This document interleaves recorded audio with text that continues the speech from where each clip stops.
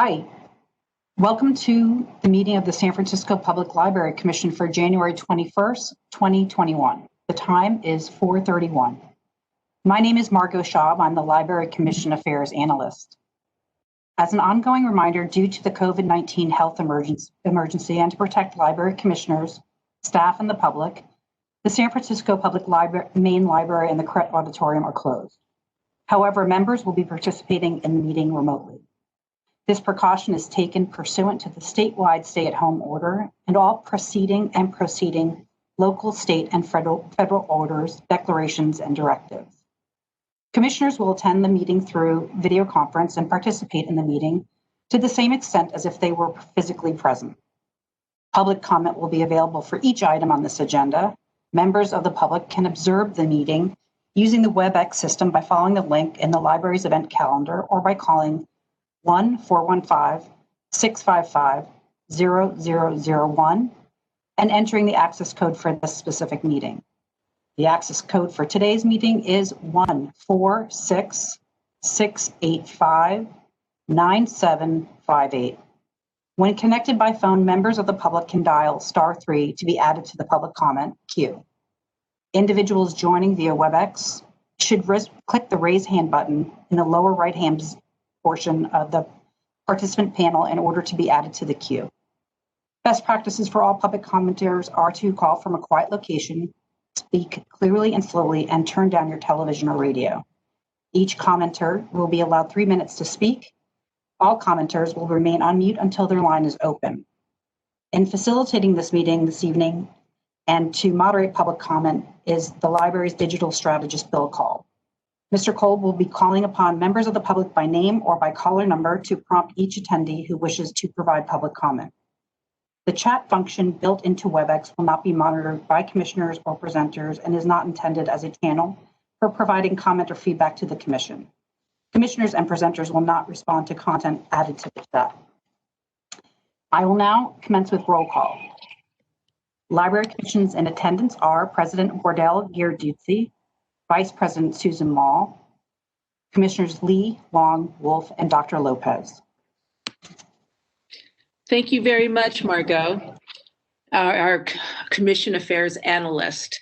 Hello and welcome to this meeting of the San Francisco Public Library Commission, and today is January 21st, 2021. Thank you, members of the public who are attending this meeting remotely. If you have not already done so, all the materials for this meeting are available for download on the Library Commission page of the library's website, which is sfpl.org.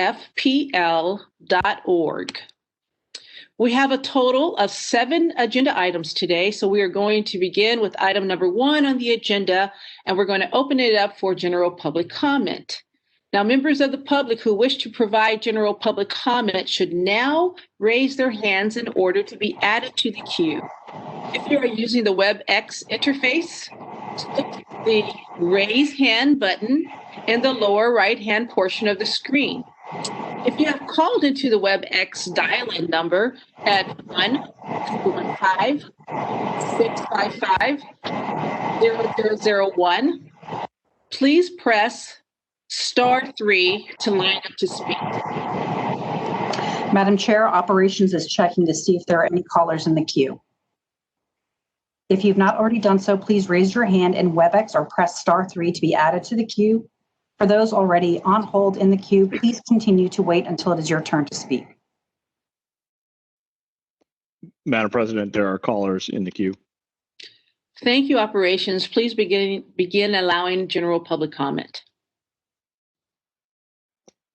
Caller number 12, your 3 minutes begins now. Is that me? Caller number 12? Yes, that would be you. Thank you. Thank you. This is Peter Warfield, Executive Director of Library Users Association. We can be reached at libraryusers2004@yahoo.com and also by U.S. Postal Service, P.O. Box 170544, San Francisco, California 94117-0544. In the past week or so, we have sent 2 letters to library commissioners, we wanted to have the Library Commission consider some very serious issues that have to do with what the library is sending people to in their various newsletter and, for example, on the website.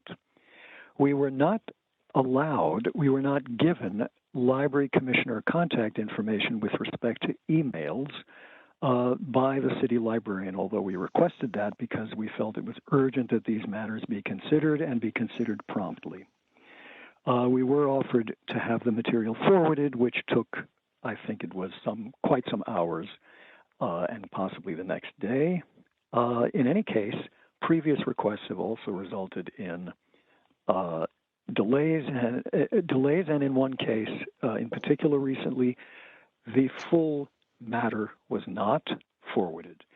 We've heard a lot about democracy. We have a new president, a new vice president. I think a lot of people are very happy about that. But we've also heard about these same social media operations that we're concerned with the library sending people to as having helped to cause a very near serious loss in a variety of realms, including, some people would say, democracy. So without going into further details, I will say this. Under the First Amendment, people have a right to petition their government for redress of grievances. I think it's clear that getting in touch with you library commissioners is a right that the public has or should have. And so I will say that I don't think it's appropriate or proper or right that this information should be denied to us. I'm going to ask each individual member of the Library Commission to give us their email address and send it to libraryusers2004@yahoo.com. This is a public records request. And if we are denied that, then I think that's wrong. Other agencies have their emails right on the home page, available for anybody who wants to contact any of the members, including sometimes private, so-called private or personal business. Thank you.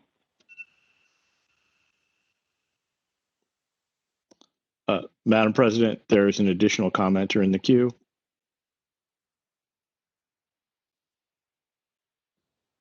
Maurice, your 3 minutes begins now. Hello, Library Commissioners. My name is Maurice Rivers. I'm the Executive Director of the OMI Cultural Participation Project. I will be brief. I know that our bookmobile is supposed to be moving to Catholic Charities at 50 Broad Street in San Francisco, but I also ask if you would consider moving the bookmobile permanently to the Merced Heights Playground. We have an existing community learning hub there. There's kids already there. And I would just ask that you consider moving it there for the community. Thank you.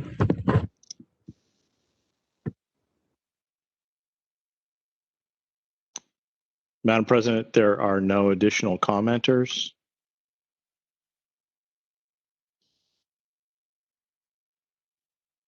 There we go. I want to make sure that I was muted there.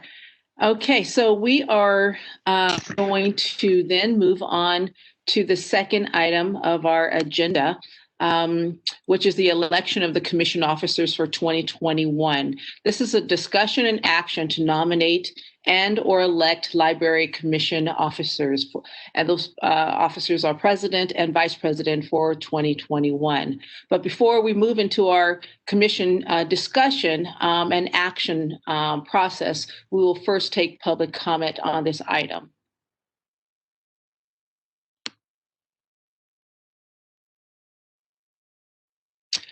Operations, are there any callers in the queue for comment on this item number 2?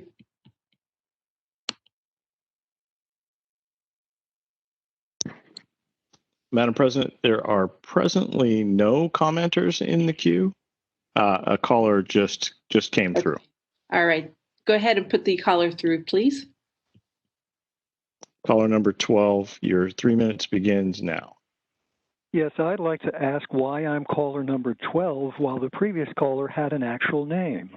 And even though I gave my name and affiliation quite clearly at the start of the meeting in the previous public comment. That doesn't seem like fair treatment of your public. In the past, you have made nominations and then taken public comment so that the public could focus on what your choices were and on the motion that you're taking. I certainly hope and expect that when the motion comes up, you will again take public comment on the action that you're about to take, since right now you're not taking public comment on the action. With respect to the specific officers that you might want to nominate, there's been no nomination, there's been no discussion, there's been no presentation of materials. Certainly in a democracy, it would be nice to hear some competition and also what commissioners who are interested in the posts would like to accomplish, would like to advance, would like to improve. But we're not getting a chance to hear that at all. I certainly would say once again that we appreciate commissioners who have at least appeared to listen to public comments and to take note of them, as well as independently to raise questions and ask questions and make comments that would enlighten folks participating with respect to what's going on.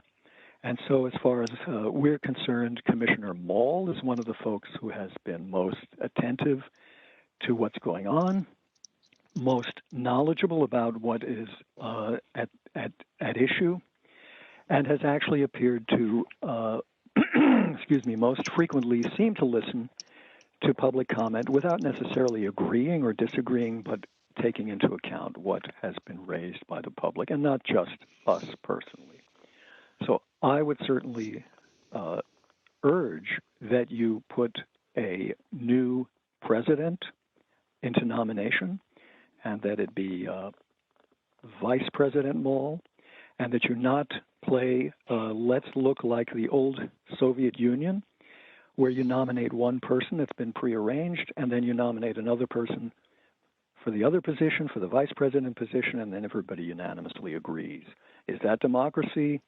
Looks like the Soviet Union of old. Once again, Commissioner Mall, I think, has been a very thoughtful and useful, intelligent commissioner who deserves to be president. 3 minutes. Thank you for your comment. Are there any other commenters in the queue? Madam President, there are no additional commenters. Thank you. So we're going to move into our commission discussion. And so we're at the place where I'd like to inquire whether a commissioner would like to make a motion. And we'll take one position at a time. I believe that we'll begin with the position of the president first. Yes. I'm just making sure I'm reading my notes correctly. So is there a discussion or a motion? Would anyone like to make a motion for president for the 2021? This is Connie. Yes, Connie. Hi. I would like to acknowledge and thank our current wonderful leadership as president and vice president. I think we are very fortunate. And with this, at this moment, I would like to propose and nominate President Mary Wardell Garaducci to remain as president of the Library Commission. Thank you for that motion, Commissioner Wolf. I got to make sure I make my notes here. So I'm also monitoring the participant list to see if any other commissioners raise their hand. Oh, sorry, I move. I unmute. So that is Commissioner, thank you. So Lee, yeah, John Lee. Commissioner John Lee introduced. Second. So so let me just say that I'm calling for a second, and Commissioner Lee is saying a second. Okay.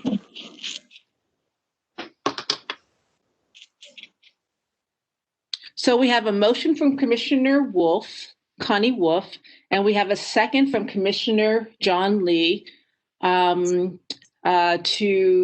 nominate Mary Wardell, which happens to be myself, as the president of the commission for 2021. Let's finish this particular process, and all of those that are in favor, I'm going to call you by your name, and you're to say aye or to say no. Commissioner Mall. Aye. Commissioner Wong. Aye.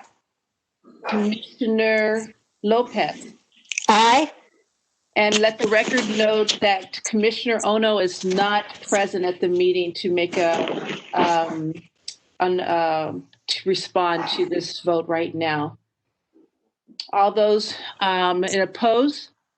I guess there's no one left because of the Commissioners Wolf and Lee were the ones who made the motion. So the motion passes unanimously.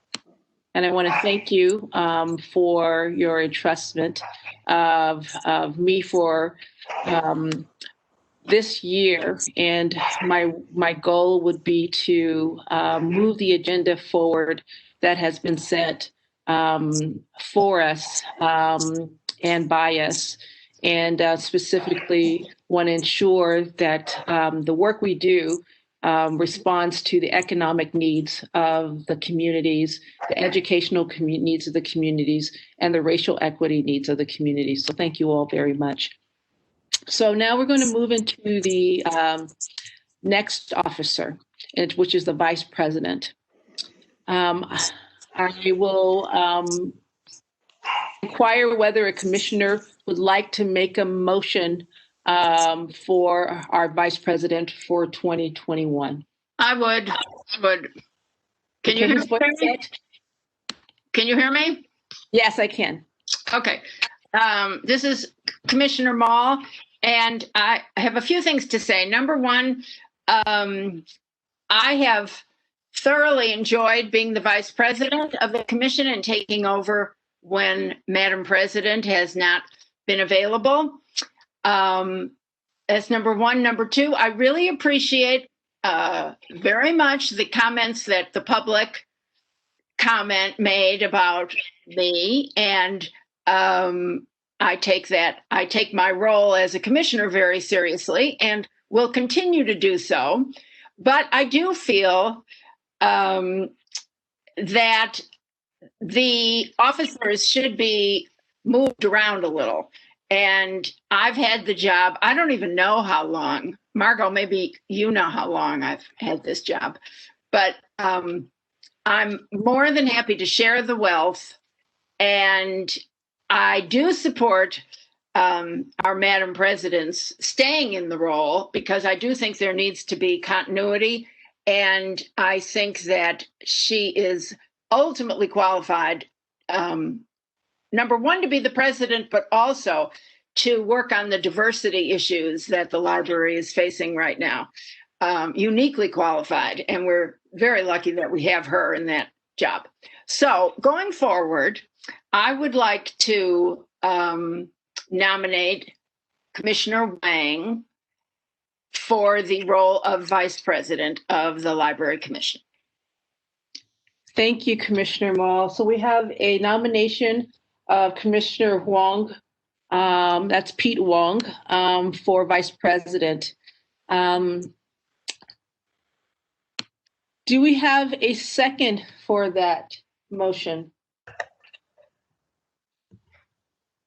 This is Connie Wolf, and I'd like to second that motion.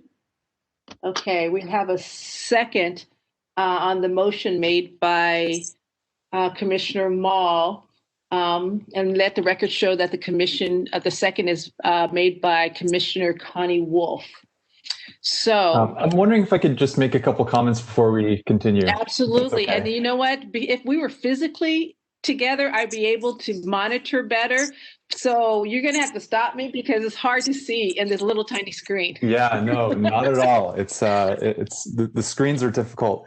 Yeah. Look, I just wanted to say something short, which is to I think on behalf of the commission and the community, thank Commissioner Mall for all of her hard work so far, and even continuing forward on the commission, especially serving as vice president. Right, when I think about someone like Susan, it's apparent that serving the public is in her blood, right? And I remember that she and I would talk about her days in Senator Feinstein's office and working with the community, and since then she's gone on to do so much work serving the public in various ways. And when I imagine people who are part of the community, right, like really, really part of that community and fulfill that role as a community member, I think Susan is that person, right? And she's proven that and shown up for San Francisco, for like various other communities that are defined in different ways that she's a part of. She has done that consistently, day in, day out, year in, year out, for so long. Okay, hold on about that. Hold on about the year in and year out. Watch that.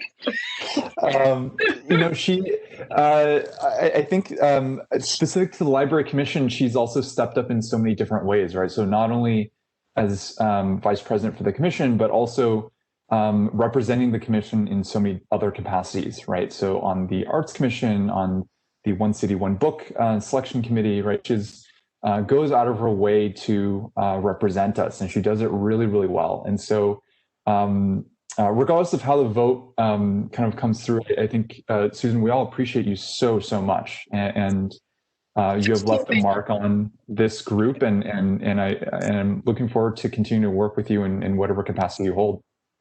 Thank you very much. I appreciate that. Okay, so we have a motion and a second. I think Commissioner Wolf had some other comments too. Can I just say something really quickly? I just want to say that the most important thing here is that Susan's not going away. She's staying with us. So let's remember, I know we're honoring her, and she deserves every moment of it. And I just want to add into the honor of it. And I also love your generosity, Susan, for making the library so much part of your life and all of your friends' lives. And also your generosity to recognize that Pete provides a new voice and a new generation stepping forward. And I just want to thank you for just always being so thoughtful and generous and considerate. And we're so lucky that you're not going anywhere. And so it's still the same commission, but I just wanted to acknowledge and thank you. Thank you. Is there any further discussion before I call the vote? Okay, commissioners, and if I'm just making sure that Commissioner Ono hasn't arrived yet. Okay, you all will alert me because I can't see everything all at once here. So I'm going to call the vote. This is for the vice president of the commission for 2021, and I will call you by your name, and you will say aye or no when I call your name. Commissioner Lee. Aye. Commissioner Lopez. Aye. Commissioner Mall has already made a nomination. Commissioner Wolf has already made a nomination. And I'll just say for myself, Commissioner Wardell, aye.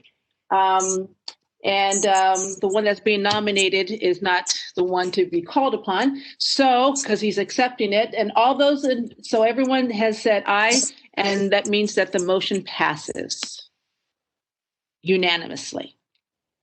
Okay, all right, so let's congratulate both myself as well as Pete. And I will say before we go on to our third agenda item that Susan knows more about San Francisco than all of us. And she is reliable, and she has her finger on the pulse. And not only as art and cultures person, but she knows what's going on in the community. And I'm grateful to her for that, because she'll send me a note before I even find out about stuff. So Susan, thank you so much. But I'll say this about Pete. Pete is thoughtful, and he has a level of rigor in his thinking that is welcomed, and I think will also bring us even closer to all our possibilities as a commission. So I'm grateful to see Pete and his energy and his thoughtfulness be part of this, and we're looking forward to partnering with him in this work. So thank you all for that process. So we're going to move on to item number 3, and it is a capital projects update. This is a presentation, just to give us an update on our projects. There's documents that supplement this, and I'm going to turn it over at this time to the city librarian. Thank you, President Wardell, and good afternoon, commissioners. It's been a full year since we last provided the commission with an update on the library's capital projects. Today, we have a presentation from our facilities director, Roberto Lombardi. We also have our colleagues from Public Works in attendance. Roberto? Thank you very much, Michael. And I would just like to check that you can hear me, commissioners. It's nice to be here.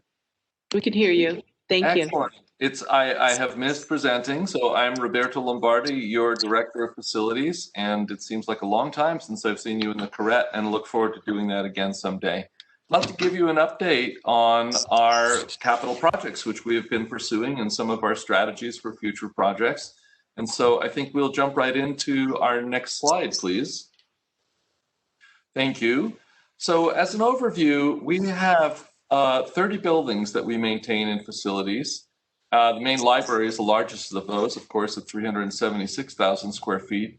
We have our 27 branches. The support services building is where collections and technical services and the branch offices are, among other activities, and that is at 199th Street. 750 Brannan is where our bookmobiles are located, and our bookmobile service. And also at 750 Brannan, we've got our historic archive that we have recently been working on. We've got shelving installed there and a future shelving project that I'll delve into a little further along here. We've also been, during the COVID crisis, we've certainly had some commitments to meeting our San Francisco needs, supporting our learning hubs with DCYF. And before COVID, we also had our respite centers that have been activated as heat and smoke respite sites. So there are a lot of different ways that we are serving the city. May I have the next slide, please?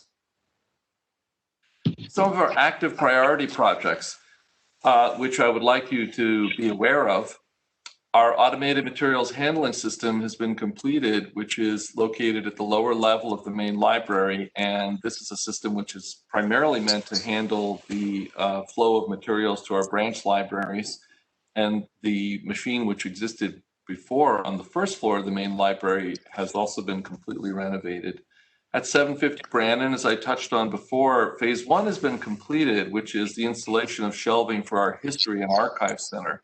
And that those areas for history also have a state-of-the-art HVAC system, which is temperature and humidity control to protect the collections.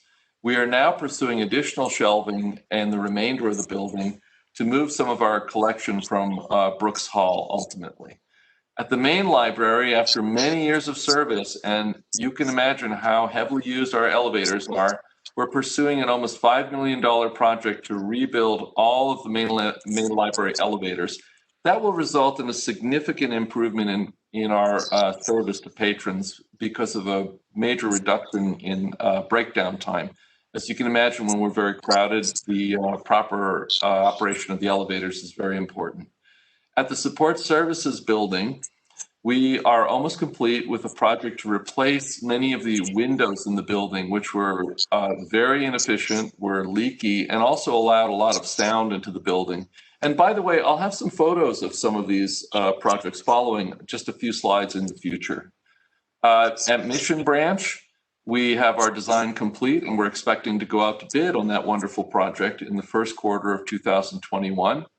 At Marina and Park, several years ago, we engaged with Public Works and their consultants to help us with some nagging leak issues, which we had in a few of our buildings. Marina and Park were two of those.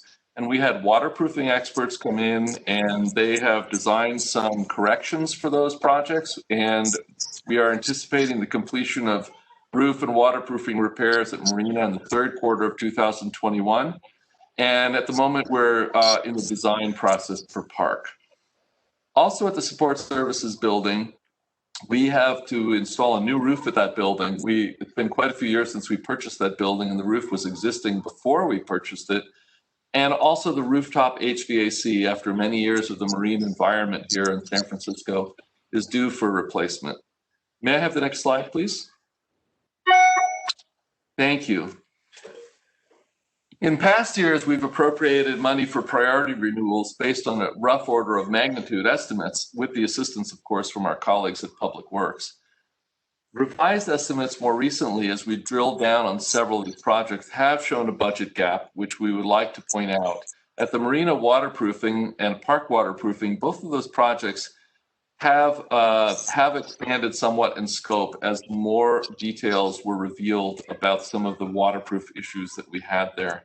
And in Park, I do want to point out that's a large gap, and most of that is accounted for because as this was done several years ago, the roof replacement has kind of moved up in time on that particular project. And it made sense, since we're waterproofing the walls of the building, to at this point roll in the roof replacement too.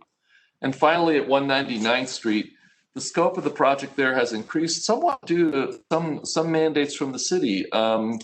The city has required that municipal buildings move away from using natural gas. Now, in the long run, this is going to save us money because the systems will be much more efficient, but there have been some cost increases there to replace the HVAC. The building will be 100% electric. And the good news is that working with their colleagues at the PUC, they're going to fully fund installing solar panels and battery backup at that building.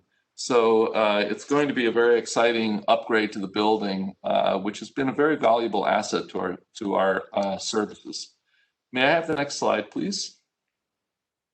So I thought you would enjoy seeing some photos of some of these. Just as a reminder, I know that some of you have been able to see some of these sites, but the photos are kind of helpful to visualize some of the work we're doing and the scale of the work. On the right side, you can see that when we're adding shelving, we are talking some very significant shelving for our history archive. And this is an example of the shelving system. It's compact shelving.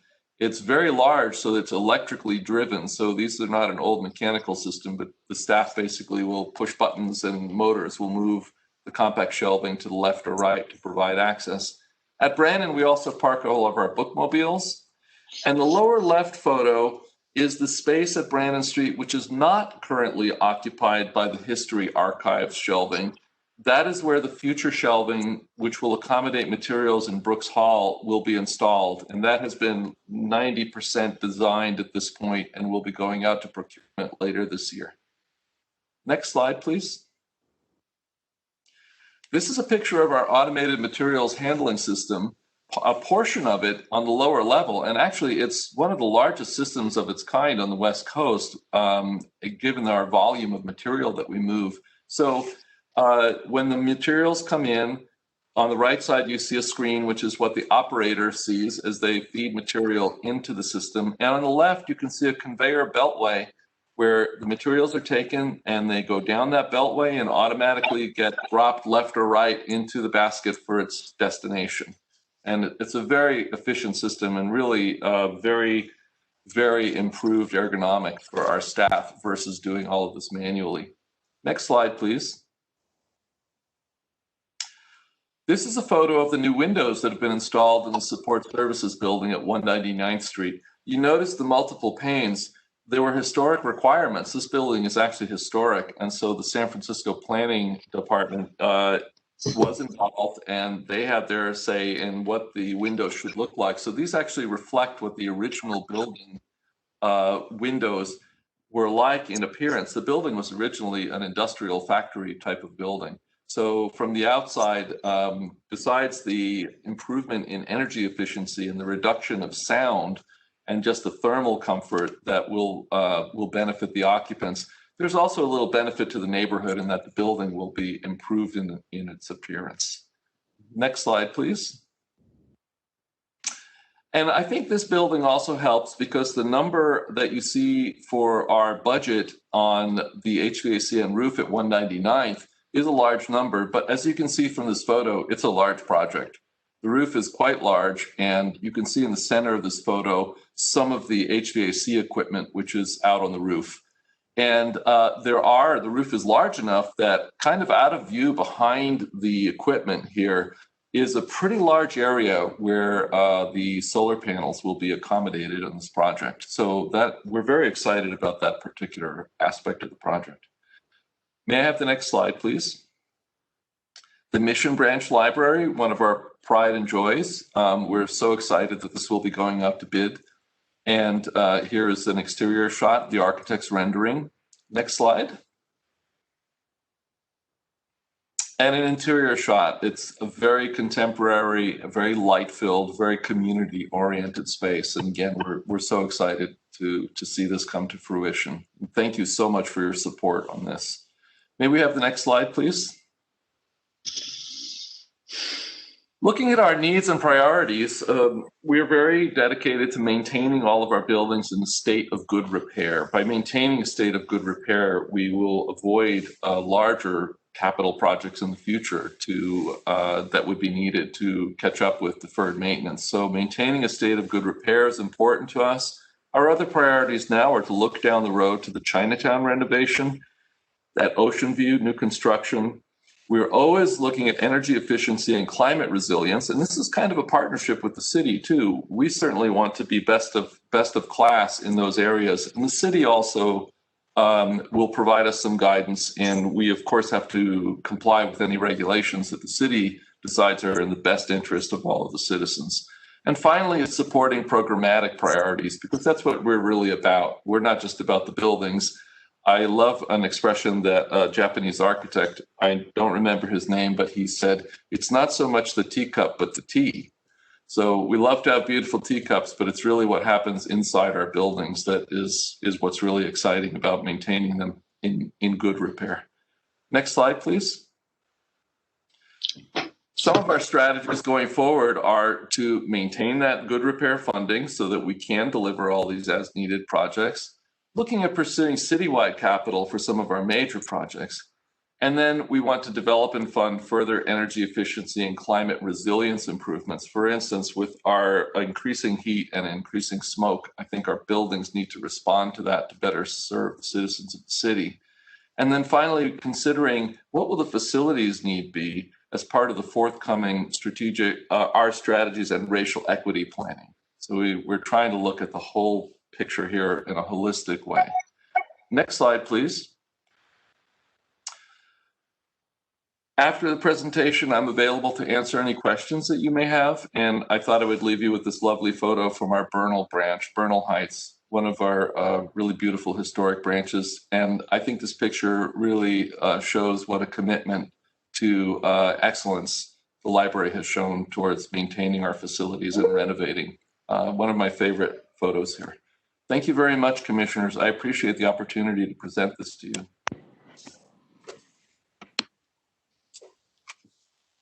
Thank you very much, Roberto, for that good presentation. Since this is a discussion item, we're going to first go to our public comment on this agenda item, and then we'll come back for our commissioner discussion. And if you can just be on hand for the commissioners who may have some questions for you. Operations. Are there any commenters in the queue? Madam President, there's currently one commenter in the queue. Thank you. Would you put that commenter through? Caller number 12, your 3 minutes begins now.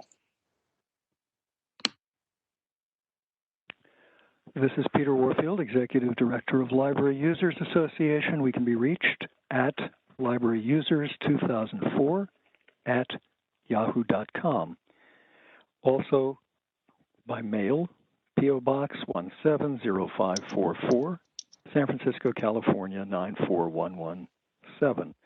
And Madam Chair, I would like to ask why the repetitive reference to caller number 12 when you know perfectly well who is caller number 12, and that's me. Library Users Association. Other folks get to be called by name. We get to be tarnished by being referred to as a number. I'd like to thank Roberto Lombardi for a very nice presentation with some very nice photos. And I'm sorry that we haven't had interim reports about what's going on and also what the objectives are, so that we can be aware of where the money is going before it's been committed to whatever degree. Certainly, I would hope that the commissioners would ask, and we would ask, why there are some what look like tremendous cost overruns. The park waterproofing went from $800,000 to $2,100,000, which is well more than double, approaching triple the cost. And 199th Street, likewise, has gone well over double from $3.4 million to $8.9 million, well over double. That's certainly a question. With respect to Park, I'm disappointed there aren't any pictures of Park. Where are the pictures of the beautiful, historic Carnegie branch? That's Park branch. And finally, I'm very interested. We have talked routinely in the past about issues having to do with what we have called programming via architecture. Now, hopefully it's not the architecture that sets the programming or that determines it or basically makes it necessary as a fait accompli, but that you do the planning first and then the architecture. So it's definitely on strategies page. What does racial equity planning and strategic planning have to do with architecture? Specifically, what are the goals and how are they going to be realized through architecture? Thank you very much.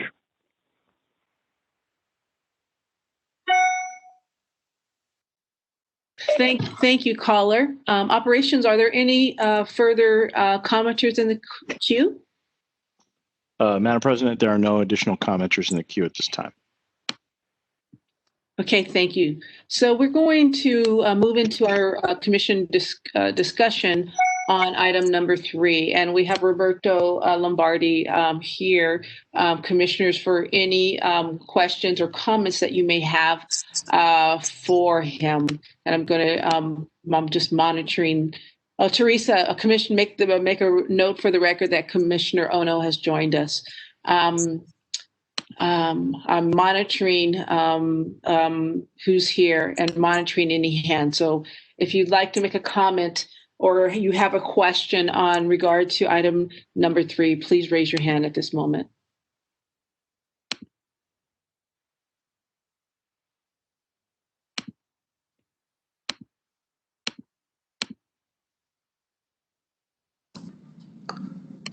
Okay, seeing that there's none. Madam President, it looks like Commissioner Wolf and then Dr. Lopez raised their hands. Okay, thank Connie you so Wolf much. still has her hand raised.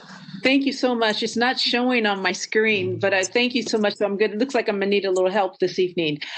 Commissioner Lopez. Thank you. Thank you for the report. I just had a question. I probably missed it, but for the Mission Branch Library, do you have a timeline or if you don't mind repeating what you said in terms of the process? Not at all, Commissioner Lopez. Happy to give you some information on that. Where we are at this point is the architects finished the design some time ago, and now the construction documents are just having the final touches put on them. At that point, Public Works will assemble a bid package, including all of the documentation that's needed. And at this point, anticipating bidding would happen sometime during the first quarter of 2021. So we are not very far away from that.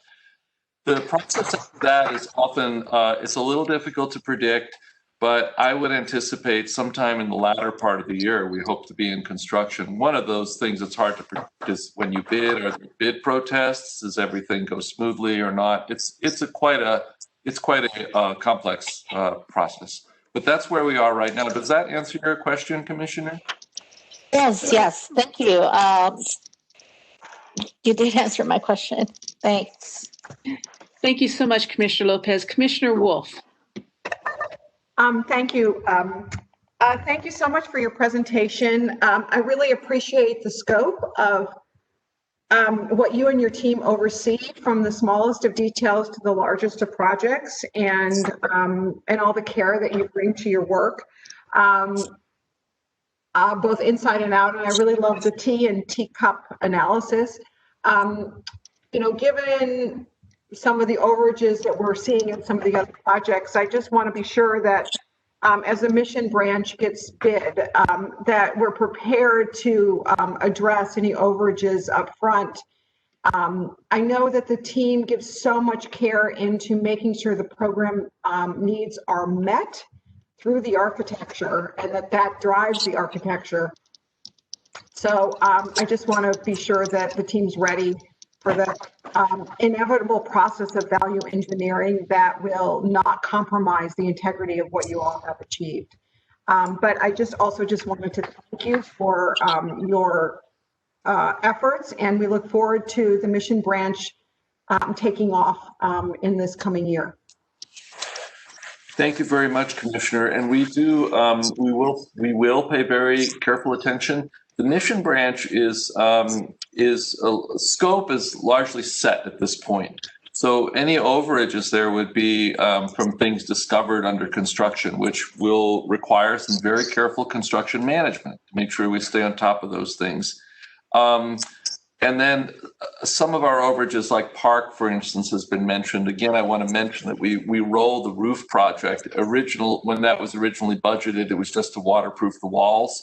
But as several years had passed, the roof had neared and now has come to the point where it makes sense to replace the roof at the same time. So that does bump that number up quite a bit, and it's an expanded cost. It's not so much an overage, but an expanded scope that we actually added to that particular project. Thank you. Commissioner Lee. Yes, I'd like to follow up with the budget. The original budget, I'm just wondering, with the original budget, when it initially came through, what was the confidence level? Commissioner Lee, are you referring to the Park and Marina waterproofing or to the 199th Street project? No, all three, because all three exceeded budget by a very significant amount. I understand that it was initially a rough order of magnitude. Yes. Still, even given that was a rough order of magnitude, what was the confidence level then? So I'm just trying to have a feel for what is the confidence of this new number now. So what was it then? What is it now? Well, the approach we took to Marina and Park, because we wanted to make sure they were done correctly, was we asked Public Works to hire a waterproofing contractor.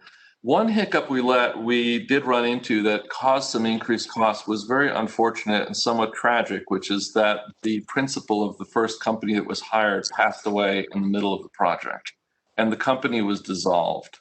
So I can't tell you the exact amount of impact that had. I'd have to go back to compare my original numbers, but there was some impact from that.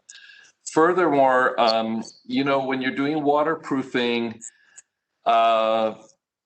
things get discovered as they dig into the project. So when you start, we know that we have a certain amount of project that we think we have. And as the experts get there in the building and start taking things apart and doing more exploration, both of these projects did increase by a fairly significant amount. On 199th Street, it's a slightly different driver. When we initially started funding this project, knowing it would be a large project, at that point, electrification of the building was not really a certain thing. It was something that was being discussed.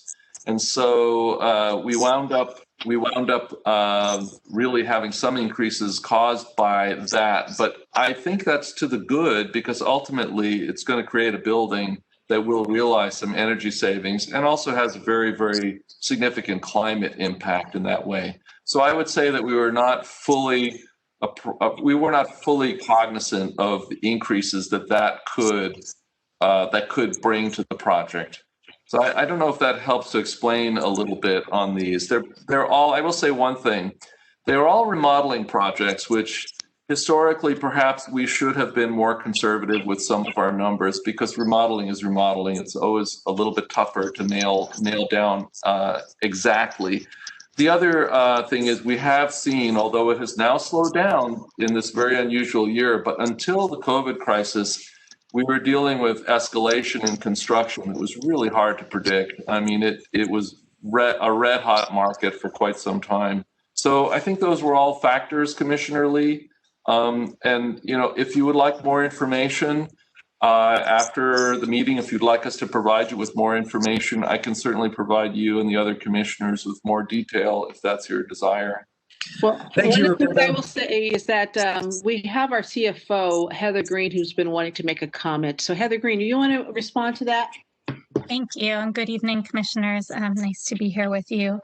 I just wanted to, Commissioner Lee, in response to your question about confidence interval, I mean, the rough order of magnitude estimates that came in for these projects were before my time with the library, but I do have a lot of experience with capital budgeting from my previous position.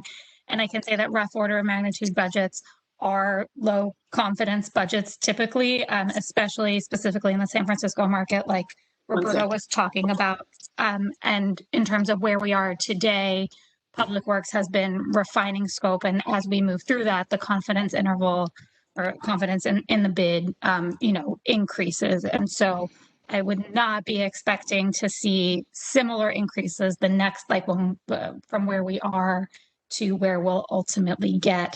I think my understanding of the way that the library budgeted for these projects was placeholder budgeting, which is very, very common. All the departments do it to some extent until you get bids, especially again in San Francisco. And so, they are large increases driven, as Roberto emphasized, by changes in scope as much as by market conditions in this case. And so, we'll see where we land ultimately, but it was not a gross, I would hate for you to think it was like a gross miscalculation on the part of the library. What we were doing was putting money towards these things in anticipation of refined scope. And so now here we are, and we have a better idea, and we'll put the funds towards it to finish the project. Am I reading it? Am I hearing it correctly? Say again? You were cut off at the beginning. Oh, I said that since you have a broad experience with this sort of rough order of magnitude estimates and what have you. Mm-hmm. So do you feel that with what in your experience do you feel this new estimate confidence level? Yeah, I don't have a number to peg it to. What I know is that as you move through design, your confidence grows and grows. And so Public Works right now is working on a further refined scope and detailed cost estimate with one of the contracted estimators that they work with. And so we should have really a better idea. I think early next month is when we were going to get details from that. And that'll give us an idea. But again, those are just estimates. And then it's really the market that tells us. The market tells us the price. The city, takes its bids. So that's ultimately the truth teller. Thank you so much, Heather Green, who is our CFO. Any other comments from commissioners? I'll make my comment while I monitor hands. I have one more, if I may. Yes, Commissioner Lee. Yes, I'm wondering if one can sort of elaborate more about the climate resilience part. I mean, it's a word, and I'm just wondering what sort of resilience are we, would that cover? Commissioner Lee, are you referring specifically to the support services building or to our facilities projects in general at all of our locations? Yeah, facilities needs and priorities. When there is a bullet point on energy efficiency, which I can understand. In the case of a climate resilience, is some part that I thought that maybe you can provide some. Yes, some understanding. I can do that because as we work on our facilities and our plans, our branch master plans and our main library master plans, one of the things we have to consider is the changing climate in San Francisco and the number of days when people need to take refuge, especially from either excessive heat or from smoke events. So we're trying to consider what will the role of the library be in responding to that, and what is the right response in terms of scale? What would we do to the buildings? How many buildings would be refuges from such climate events? So that is a work in progress at the moment, but it's an important aspect of planning for the future, is to understand how we can support the population of the city. What is realistic for us to do and what should we do? Yeah, makes sense. Thank you very much for the elaboration. Appreciate it. Thank you, Commissioner Lee. Thank you both. I will say very quickly that there were two comments that were made during the public comment that I do want to bring at least to your attention, Roberto, as you oversee the facilities area, and then Michael's as well. The idea of understanding what are the racial equity considerations and how will you be able to identify and measure that from the perspective of the facilities. I think it's going to be important. I know you have your racial equity leaders in Fernando, Shauna, and Maureen, and right now the focus right now is looking at the internal organization. And at the same time, Roberto, I asked you that you be thinking critically about how does the principles and the demands of racial equity show up in facilities, or how do they not show up in facilities? And how do we create disparities and disproportionalities in ways that are not always known to us, but are felt by others in the spaces such as our, the buildings themselves and everything. So, and I would expect these are considerations that you're already doing, but I just wanted to put it on the record, particularly as we've had comments from the public, to be thinking about the racial equity, not only in the people, but in the buildings, which is, oftentimes you tell people how much you value them by the spaces that you create for them. So are there any other comments from the commission? Okay, so we're going to move on to, thank you all for that robust conversation. Thank you so much, Roberto, and thank you, Heather Green, for stepping in. We're going to move on to item number 4, which is our fiscal years, 2 years, 2022 and 2023 budget priorities. This is we're going to have a discussion of our priorities, and we do have explanatory documents. I'm going to turn it over to City Librarian Lambert. Thank you, President Wardell. Our Chief Financial Officer, Heather Green, will be presenting the budget this evening. Heather? Thank you very much. Hello again, Commissioners. Great to be here with you. Next slide, please.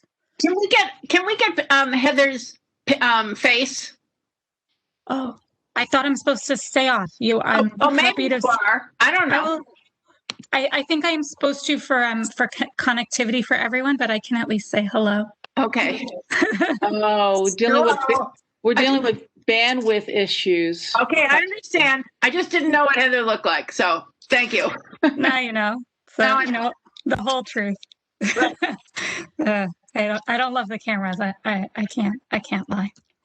All right, so thank you everyone for having me here today. So I will be walking through our budget information as we have it. I was here a month ago laying out what we knew then, and we know a little bit more now. You see here the process. Again, this hasn't changed, and we are still in the thick of that yellow era where we discuss with you, our commission, and the public, what our priorities are and should be. We are hoping to have the budget as an action item at our early February meeting on the 4th. The calendar is extra super tight this year. I'm not just saying that because I'm new. The budget system didn't open until January 8th, whereas in past years it's been December. And on top of that, there are only 2 weeks between this meeting and the next, not 3 like last year. So we beg your patience as we try to get everything together in time for action next week, but we may need the meeting on the 18th for that. Next slide, please. This is documentation and review of some of the notes I was able to give verbally last month, but was unable to get into the deck because we had just received budget instructions the day before our last meeting. It's a lot of scrambling this time of year. So this is from the mayor's budget instructions. There's an overall city budget shortfall estimate of $653 million over the next 2 years, heavier in fiscal 22 than 23. The 22 decrease is, or a shortfall is heavily driven by a projected decrease in property tax revenue, something that San Francisco has not seen in a very long time, driven by decreased assessments in properties in the office, hotel, and other spaces. To address that, the mayor's budget instructions told departments, general fund departments, that they need to make cuts. Self-supporting departments like the library don't necessarily need to make cuts, but we need to absorb all cost increases within our budgeted set aside. Next slide. And this shows you the totals on those estimated revenues. So you see, so that fiscal 22 and fiscal 23 numbers, those are our library preservation fund estimates that we get from controller. Fiscal 22, we are looking at 153.2 million, which I've written here is $3.4 million less than was adopted as the fiscal 22 budget for year 2 of last cycle. So there's a cut anticipated there in our revenues. And then in fiscal 23, things look a little better at 167.8. It's important to remember that there will be another revenue projection in the spring, which will further tweak these numbers. That's after department phase of the budget.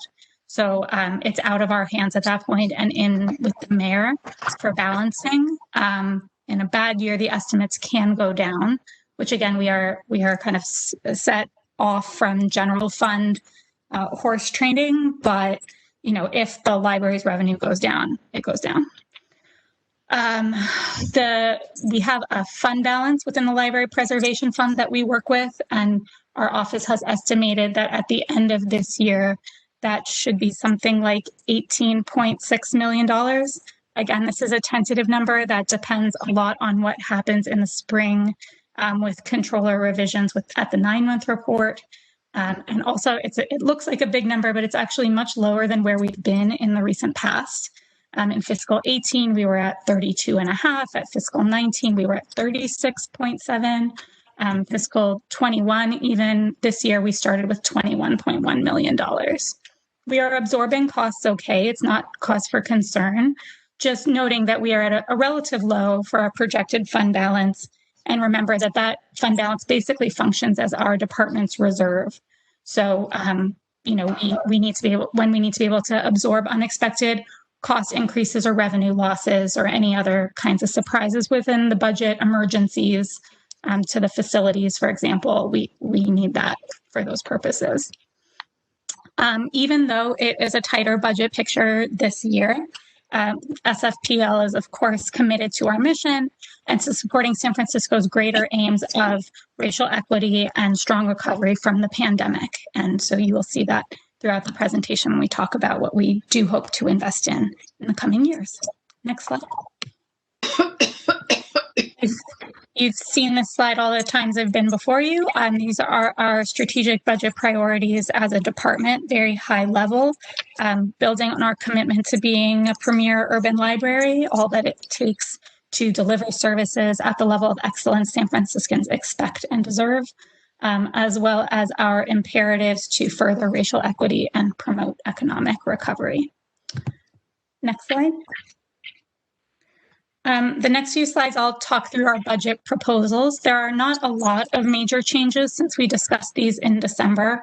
I've added notes on each one on impact per Commissioner Lee's request from our last meeting, and we were able to fill in some of the blanks around facilities, which I'll get to in a few slides.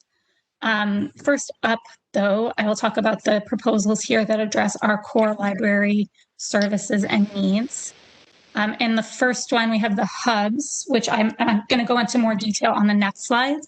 But just to preview, these are the largest proposed investment in this category, seeking to add service sites to 2 additional neighborhoods for Hunter's View and for Treasure Island. I will come back to these.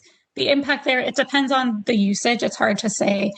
We looked a little bit at usage data now, and there are currently hundreds of active patrons in each of the 2 proposed expansion areas, so that's not exactly a predictor of how many might use the hubs. For YEL, or youth program expansion, this would be expanding to 80 more youth in addition to 60 served through the original budget, so adding 2 cohorts of 40 to an existing program of 60, making it a year-round program. The next 2 lines are supplies adjustments to get funding levels back where they ought to be and get lines in the current divisions. Second to last, there are fleet requests from facilities. Both of the vehicles proposed for replacement are old and past their useful life. And in the case of the truck facilities, really needs a different kind of vehicle, something enclosed for all of the things that they carry and need to protect. And then finally, a recommended increase to the investment in the resilience of our facilities. We were just talking about exactly this, what that might look like. Attention here would be on mitigating the increasing hazards of heat and poor air quality in particular, as Roberta just mentioned. Next slide. The hub detail. So these hubs are self-contained book vending machines with curated library collections and patron holds. And the benefits of installing these are many. They include increasing access, leveraging technology to expand access to physical materials, engagement, connecting new and or expanding communities to library collections and services, the opportunity to collaborate with community organizations around programming around these sites, and adaptability. They are modular, and so they are scalable in that way. And we can also adjust delivery schedules based on usage. So I just want to clarify for those of you who've been on commission, so you've all been here longer than I. We already, if it sounds familiar, it's because we have one of these in the base budget for fiscal 22. And when Commission heard about these last year, the plan was to pilot the service model and assess usage and need. The department believes there is demand for another in fiscal 22 at Hunter's View and one in fiscal 23 at Treasure Island. So neither of those neighborhoods has an immediately proximate branch facility, and both would serve low income and diverse populations. We have budgeted in the base, so in our existing fiscal 22 budget, what I'll call a full model that includes 8 expansion units that create additional capacity for the machine. What you can see on this slide, I just wanted you to see the detail.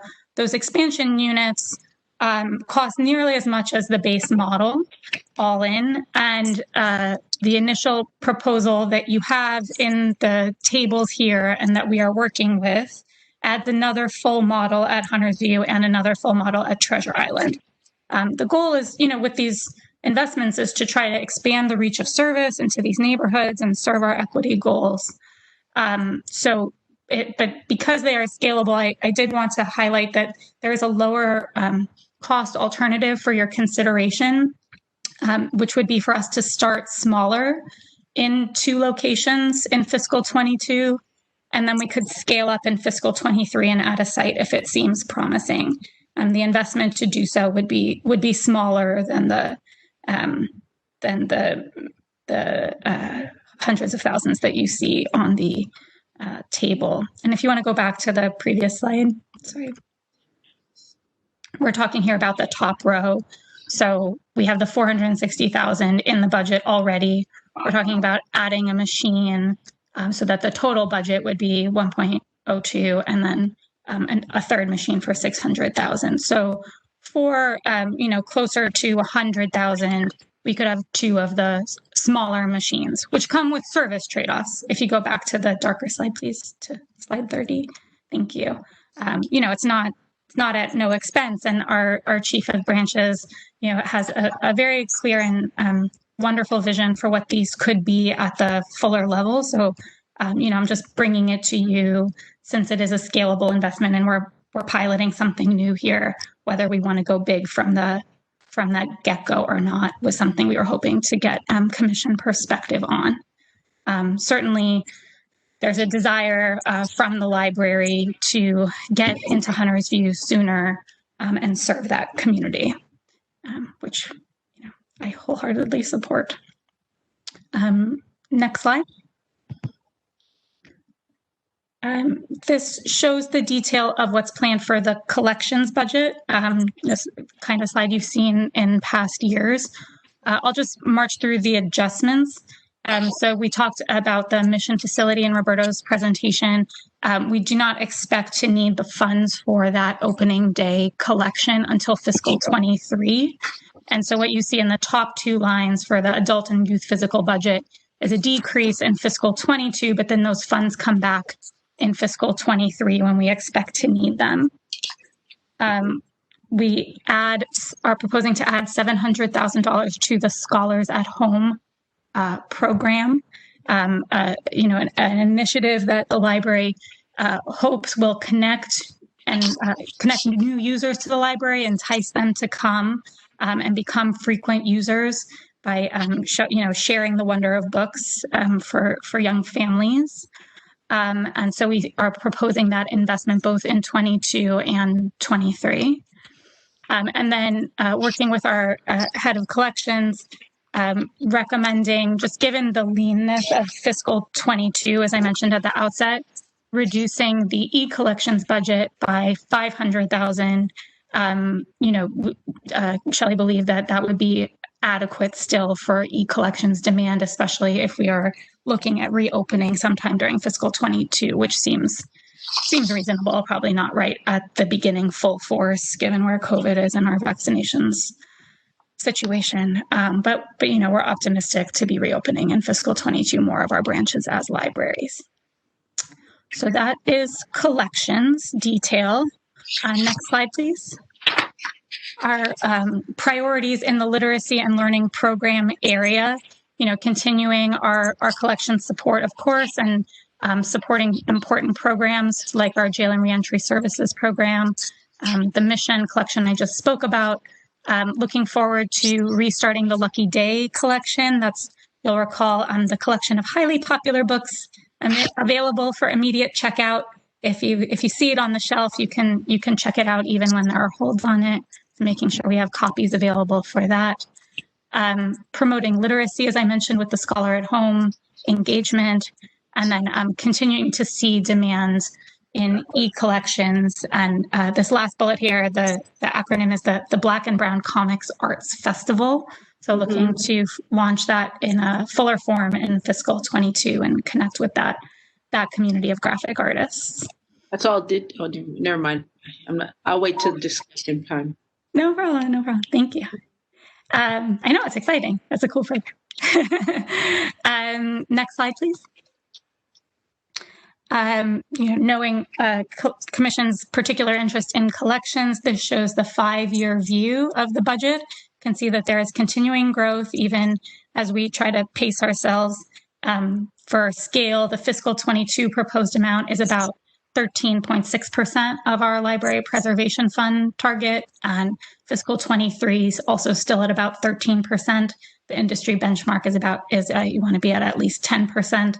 So we are well above that in in the proposed scenario. Next slide, please.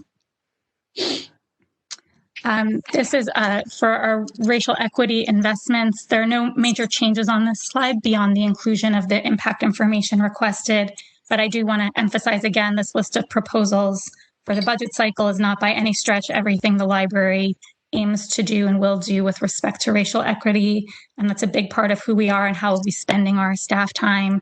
We'll be hiring with existing temp salaries. It's just we don't necessarily need new appropriations to deliver some of the work that we have laid out in phase 1 of our racial equity action plan. And of course, we will be working on phase 2 of that plan in the coming year in partnership with DHR and the Office of Racial Equity. But the lines here you've seen before. This is training that will touch the whole department. We have thinking about the Maine as the Tenderloin branch and doing outreach to immigrant communities near the Maine. There are about 63,000 households in the greater service area there. Increasing the technology lending for Career Online High School and Project READ. And you can see the annual enrollments there, and would expect similar in the coming year. The Teen Racial Equity Project, this is based on a model from Kansas City, small cohorts. Human Rights Commission would be facilitating. Don't have an exact number. These would be small cohorts though. And the programming details would be worked out with HRC. And then the Scholars at Home piece, the $700,000 additional annual investment, we would be aiming to serve 10,000 children annually with the dollars. Next slide, please. And then lastly, for proposals on economic recovery, as I mentioned last time, the way the library is thinking about this, in addition to all of the support for programs offered through the library, like Work It and Tech Time, and some of our work orders, like with DCYF for YouthWorks and with Treasurer Tax Collector to support financial coaching, and with the Arts Commission to support the Writers Corps program. Investing in capital is something that the library can do to support the local economy and its construction sector specifically. And the construction sector brings with it a jobs multiplier effect. So it's a very powerful engine for economic improvement. And, if you're following along with the unemployment numbers, San Francisco's unemployment rate was close to 6% in November, down from the double-digit peak, also down about a point from October, but still triple our pre-pandemic low. And also important to note on that data, in case that doesn't sound too bad, that in the greater San Francisco region, the labor force has also dropped by over 100,000 people from its peak. So there's just a whole bunch of folks not even in the hunt anymore. And we all see the articles about who that's affecting most. In the proposals themselves, you can see the $350,000 reconfiguration of spaces within the main, no change there. And then a little detail on the programmatic line for facility repairs that are raised last time. We looked at the budget since last meeting, and in the fiscal 22 base, there was $500,000 appropriated for this purpose already. So we're here proposing an additional $1 million in fiscal 22, or a total appropriation of $1.5 million, and the same overall investment in fiscal 23. Just again, going back to the facilities conversation we just had, these numbers are informed by our recent experience planning for basic repairs on the roofs and exterior envelopes. These are things we'll continue to need to do. And, it's just not cheap. It's just not $500,000. And so we think this is a smart level of appropriation to carry as the next round of state of good repair projects comes into focus. Next slide. And then lastly, on economic recovery through capital, we have our two major branch projects. We already talked about the mission. That's not here depicted. That one is fully funded moving forward, as Roberto mentioned, going to bid. So exciting. So we have two big branch projects ahead, renovation at Chinatown and new construction in Ocean View. The library remains committed to both of these projects. You can see on the slide, we have put millions of dollars aside in appropriations already. We are recommending $1 million to each project in fiscal 22.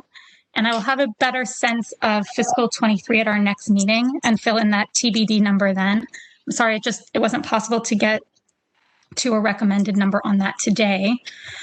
Part of the reason for that is we are in discussions with the Office of Resilience and Capital Planning over at the City Administrator's Office, trying to understand if one or both of these projects might be good candidates for citywide debt support in the recovery stimulus program that they have in the recently published draft capital plan. That's an ongoing conversation. It's my old life. I won't bore you with the details, but ultimately it's a political conversation. And if we can secure a source like that for one or both of these projects, we would be able to advance the planning with the cash we have in hand and move more quickly towards construction. But that's a big if. And the alternative is for us to keep appropriating cash as our internal revenue levels allow, basically saving in the piggy bank so we can eventually deliver these projects. So it's a question of when and not if for these projects, as I understand the library's commitment. And we'll just see if we can bring them forward in time. Next slide. Recap here, everything I just talked about. I think we'll focus here on the bottom line. So these, the one-time numbers and the overall table assume, as I mentioned, the full model of additional hub sites. The ongoing investments that begin in fiscal 22 are the Scholars at Home and the Yell expansion and supplies adjustments. No new ongoing investments here proposed for fiscal 23. So the big picture here is if we say yes to everything here proposed, the grand total amounts of the proposed investments, the 3.306 and the 2.142 would be coming from fund balance. Next slide. And then zooming back out once more on the big picture, the library continues to support San Francisco in its hour of extraordinary need with our contribution to the COVID response. The city has relied on our department to respond to this health emergency. This summer, fully half of all library workers were deployed as disaster service workers or DSWs to distribute food at food pantries, service site monitors at hotels, sheltering individuals experiencing homelessness, and as contact tracers. We continue to receive DSW requests. We have been and will continue to be responsive to the city's needs with our labor, facilities, and management. And we should acknowledge that that might have costs we can't foresee today. At the same time, we want to balance that with the imperative to provide library services and advance our objectives, like literacy and learning, expanding opportunity and access, and so on. So there are a few major variables still at play that I will be working to pin down between this meeting and the next. The first and the third, the revenue revisions and the COVID costs, we won't know by February, but we can hold some contingency in our minds and in our spreadsheets, especially thinking about fiscal 22. For the work orders, these are interdepartmental service agreements. They don't always fluctuate that much, but we have identified a few that we may want to increase to deliver services and programs for the library via other departments in support of economic recovery, especially. And as I mentioned earlier, there's a question mark about our capital projects. Funding those with cash in fiscal 23 will make the ask of complementary citywide sources easier, showing the library putting its own on the table. So we'll get back to you about that one. Next slide, please. Next steps, we are now working in the budget system with the controller loaded cost of living increases and all the other annual adjustments. In good news, we planned for those increases last budget cycle with a planned reserves expenditure that we can put towards what would have otherwise been a nearly $7 million hole. So I just want to thank Maureen personally and everyone for making my life easier, anticipating that. And then today we welcome your input and comments, and we'll work your feedback into the detail when I come back next time. Next slide and questions. Thank you. Thank you, Heather Green, for the very detailed and comprehensive overview of our 2 budget process and cycle, 2 years. And what we're going to do now, we're going to go to public comment on this agenda item number 4. Operations. Are there any callers in the queue, please? Madam President, there's currently one commenter in the queue. Thank you. Would you put that commenter through?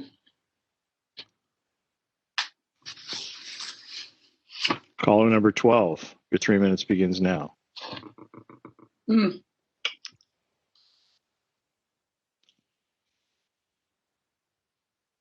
is Peter Warfield, Executive Director of Library Users Association.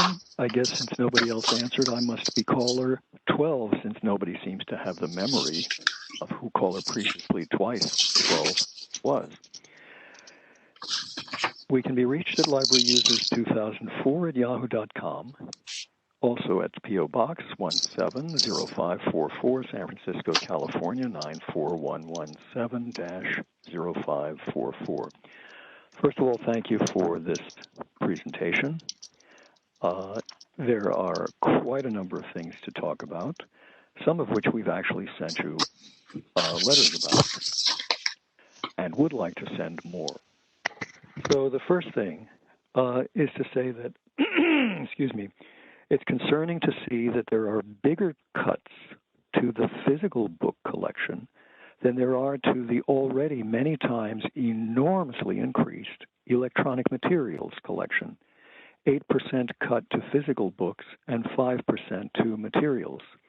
That was in a table on page 8. And by the way, thank you very much, Heather Green and Roberto Lombardi on the previous item for having page numbers.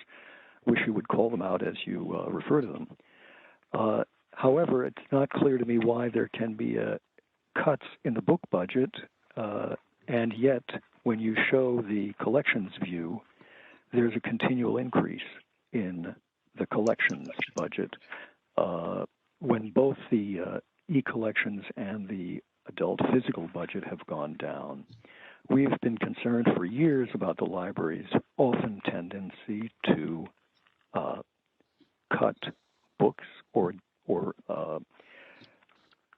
essentially neglect the physical collections books. We're also concerned about service standards and service measurement. It's very nice to have materials, but the library is currently offering vastly reduced services compared with previously. Yes, many of those folks are doing disaster work, but that needs to be spelled out. And maybe the library needs to be considered an essential service and should push for that. I do think it's essential, especially in an election year and with democracy and so on the line and all the bad stuff that's available at alternative places like the internet. I would like to write to you, so I'm asking each one of the commissioners to let us have their email address at which we can send them further information. Send it to libraryusers2004@yahoo.com. Thank you very much. 3 minutes. Thank you. Operations, are there any further callers in the queue? Madam President, there are no additional commenters at this time. Thank you so much. So, commissioners, we have item number 4, which is our budget for 2 years. If you have any questions for our CFO, Heather Green, she did make a comment that she was seeking some commissioners' perspective, less permission, but perspective on a few items. She's setting some pilot projects in place. So I just wanted to see, did anyone have any feedback and or questions or considerations for her? Commissioner Lee, please unmute yourself. Right. First of all, I'd like to thank Heather for making it so much easier with my poor brain, with the impact there. I think those are very, very wonderful. Help me so stay focused about the impact. And we are impact driven. My pleasure. That said, I want to echo my thoughts about a hub book to try on a smaller scale. And if there's a measure of success, then one can expand. Otherwise, we just keep pouring good money in, and we do not know what is the return on the investment. So I'm just wondering if there is such a measure in place. This is not a budget question, but rather about the vending machine one. Yes, thank you. And I'm wondering if I can spring on our Chief of Branches, Kathy Delnia, to kind of to unmute and talk a little bit about the vision for the full one, which is it has some distinct programmatic and service advantages over a reduced model. Kathy, do you want to pop on and talk about that? Sure, I'd be happy Thank to. you. Can you hear me? Yes. Okay, great. Thanks for asking that follow-up question. The base model that we're talking about in the reduced budget proposal is just a machine that holds 786 items at a time. Just to give you some idea of what that means and how it would be used, if we were to do holds pickup, our mobile outreach vehicles that go to Ocean View community right now or go to Bayview community right now, my understanding from the mobile outreach services team is that they have about 200 items in their hold shelf when they go out on site. So if we had a model that had just about 800 items, 200 of those would be used for the held items. And then we'd have a really, really small collection of materials for patrons to choose from. So what we would try to do is use things like the Lucky Day items, the really popular items. We would try to have items in multiple languages because we have bilingual communities and monolingual communities that we're trying to serve in our Bayview branch and throughout the city. We would need to, with those 600 remaining spots, we'd also need to have collections for all age groups. So as you can see, that becomes a little bit hard to really test the theory of can this book vending machine, materials vending machine, can it kind of stand in place of a small reading room or a very small branch? So that's why my personal preference is to have the larger model with more items that we can house in it. But that does come at a fiscal cost because to get an additional 378 items, there is the additional cost for each of those modules that we would add to the base model. The really nice thing is that if we have some additional modules that we add on, they're actually, it's kind of like Legos. You can move them from one site to another. So say we found that in the Potrero Dog Patch, folks really did just want to do holds pickup and they didn't browse the collections as much. Well, then we could move some of the modules over to another site where they wanted a larger collection. Great, thank you. You're welcome. Yeah, my second question for Heather is the on page 6 about the resilience investment. If the resilience is a city program, would those investments could come from the general fund instead of the library? So, yes, that does exist. However, for the library, because we are a self-supporting department, we would be expected to fund something like that ourselves. I see. I thought that was a city, so to speak, to provide shelter in terms of having more places with air conditioner and filter and that sort of thing. So in that sense, it is a citywide imperative, but the library is not alone in being, kind of expected to cover for its own facilities. Similarly, the port also has a facility that has like climate control and good filtration, and they fund their own too. So it's the general fund investments there typically support departments with where the general fund is their chief source. I will note, though, that the library was the beneficiary of some money through the Office of Resilience and Capital Planning when I was there. We invested in a little study looking at which of the library facilities were best suited to have the improvements for climate resilience, so we would be able to make smart investments. And so things of that scale, have come through before, but it's pretty small dollars. Thank you. I just thought of a thought of keeping the library to serve the library user in some sense. And there's a difference between a shelter when that would need to be provided. So, too clever by half. Okay, Commissioner Lee, I'm going to move on to another commissioner. Is that okay? Okay. All right. Thank you so much. Commissioner Lopez, please.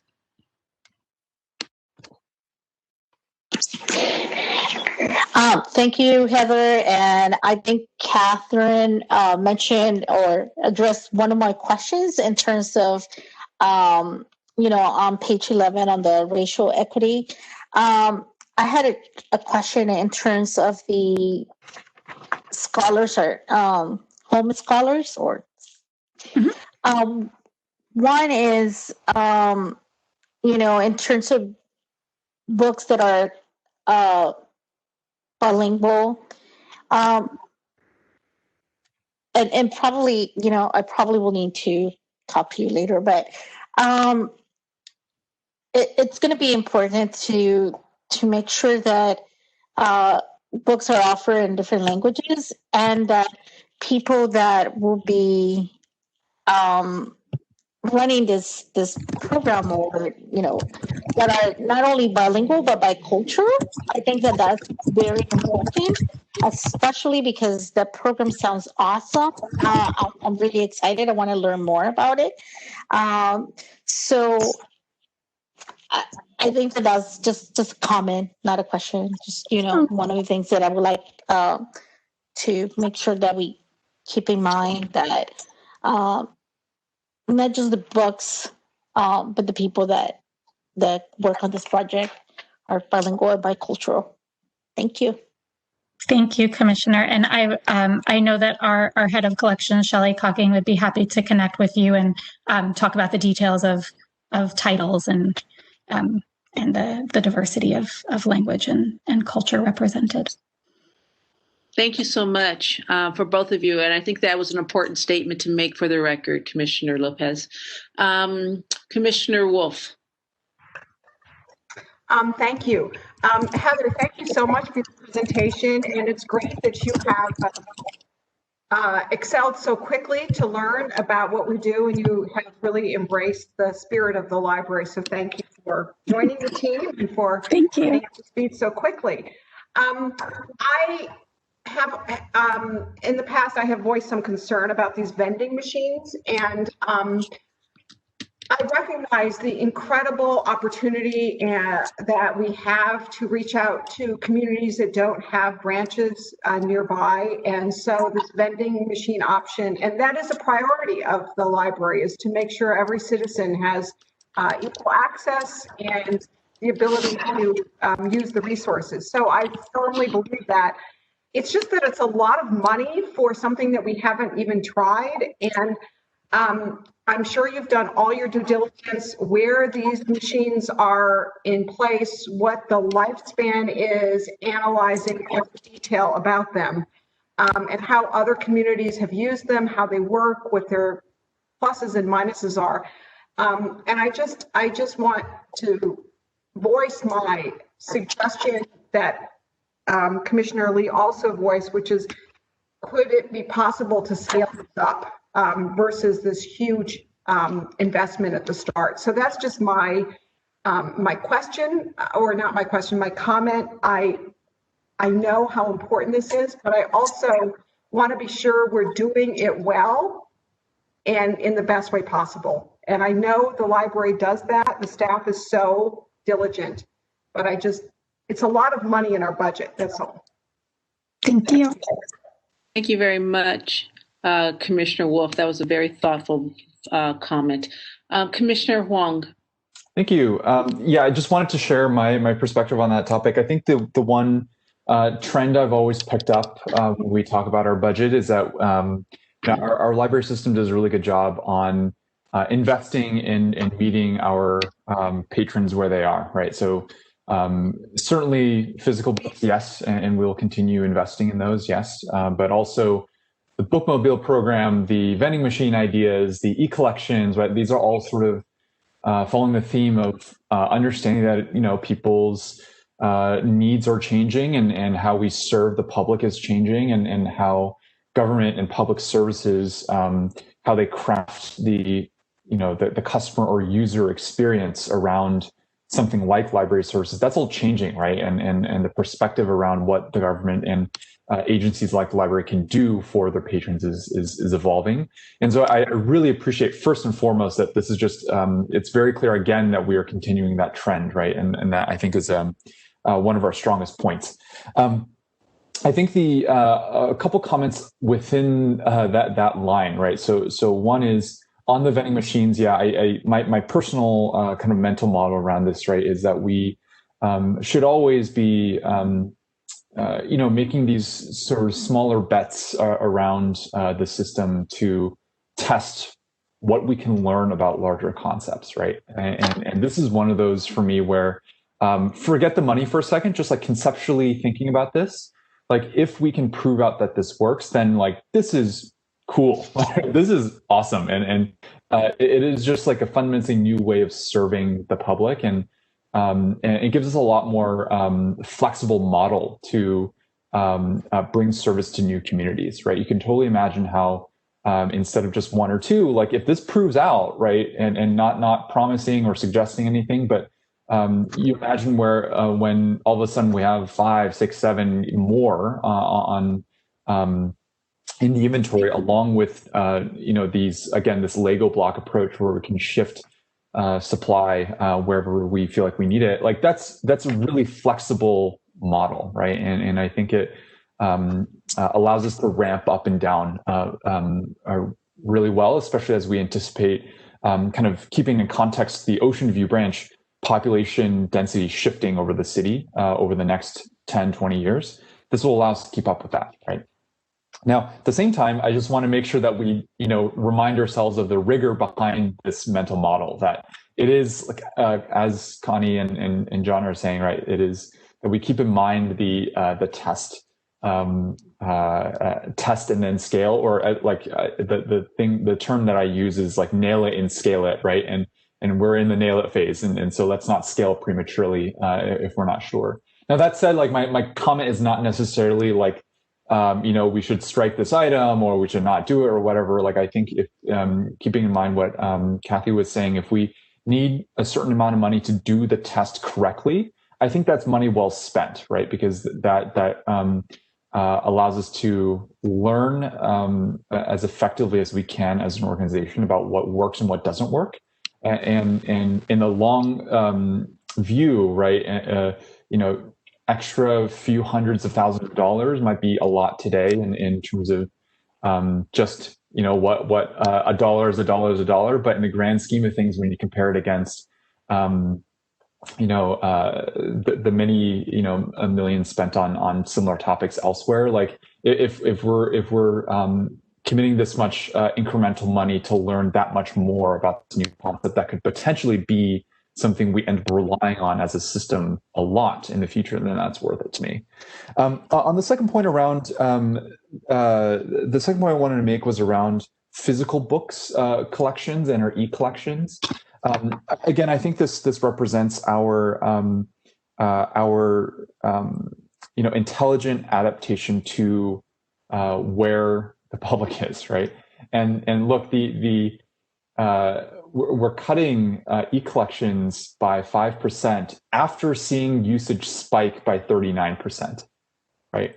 If that's not fiscally responsible, I don't know what is, right? And so even though physical collections might be going down more as a percentage, I think that we are exercising a little bit of restraint in the e-collections budget shows that we are at least not just letting the numbers run away from us, right? Like we've seen e-collections usage grow by middle double digits year over year over year over year now for like 5 years, right? At that rate, our budget for e-collections only, if we were to match that pace, is easily the size of our entire library system's budget, if not more, right? And so in that respect, like I think that was a really, I liked seeing that, and I think it just means that we are continuing to be smart about the portfolio of initiatives that we have, instead of just tunnel visioning on something that can be viewed as like very sexy and very now. E-collections, I think, can be subject to that a little bit because of just the raving demand of that people have had for ebooks and other materials vended through Libby, especially in 2020. But it just means that we're being smart about it. So I appreciate all that, and thank you for allowing me to get on my soapbox for a little second. Heather, you've done a fantastic job. I'm like deeply impressed with just how much detail you've been able to provide us over the last couple of meetings. Thank you so much.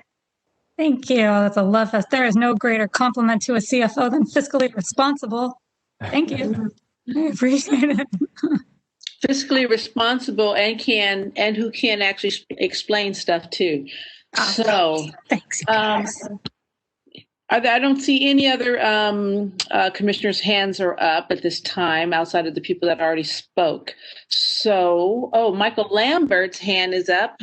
City Librarian, you want to say something? Thank you, Madam President. I just wanted to thank all the commissioners for their conscientiousness and their commitment to fiscal stewardship, and their feedback is so valuable to us. I really appreciate all the comments, particularly the good thoughts on the library hubs. I thought it might be useful to provide some additional context when we're considering these investments. 15 years ago, there was an emerging community called Mission Bay that was under development. And, at the time, we were able to renew the Library Preservation Fund and plan for a new branch library, our 28th location. Here we are in 2021, and we have the second most libraries per square mile of any municipality in the country. And even though we have emerging communities and neighborhoods in San Francisco, we're simply not able to build a brand new branch library everywhere that we would like, or in every community that would like a branch library. Sustainable. And I would offer that these investments that we're considering, they are very distinct communities, and they're not conducive necessarily to apples considerations of this pilot. In the previous budget, we secured your approval for an automated kiosk for the Dogpatch community. And, Dogpatch is probably analogous to where Mission Bay was, 15 plus years ago. There's several thousands of individuals in that community. Whereas in this current budget cycle, what we have you considering are additional investments for Hunters View and Treasure Island. And Hunters View is very different from Dogpatch or even Treasure Island. Hunters View is a community that has 267 public housing units. It's a Hope SF site.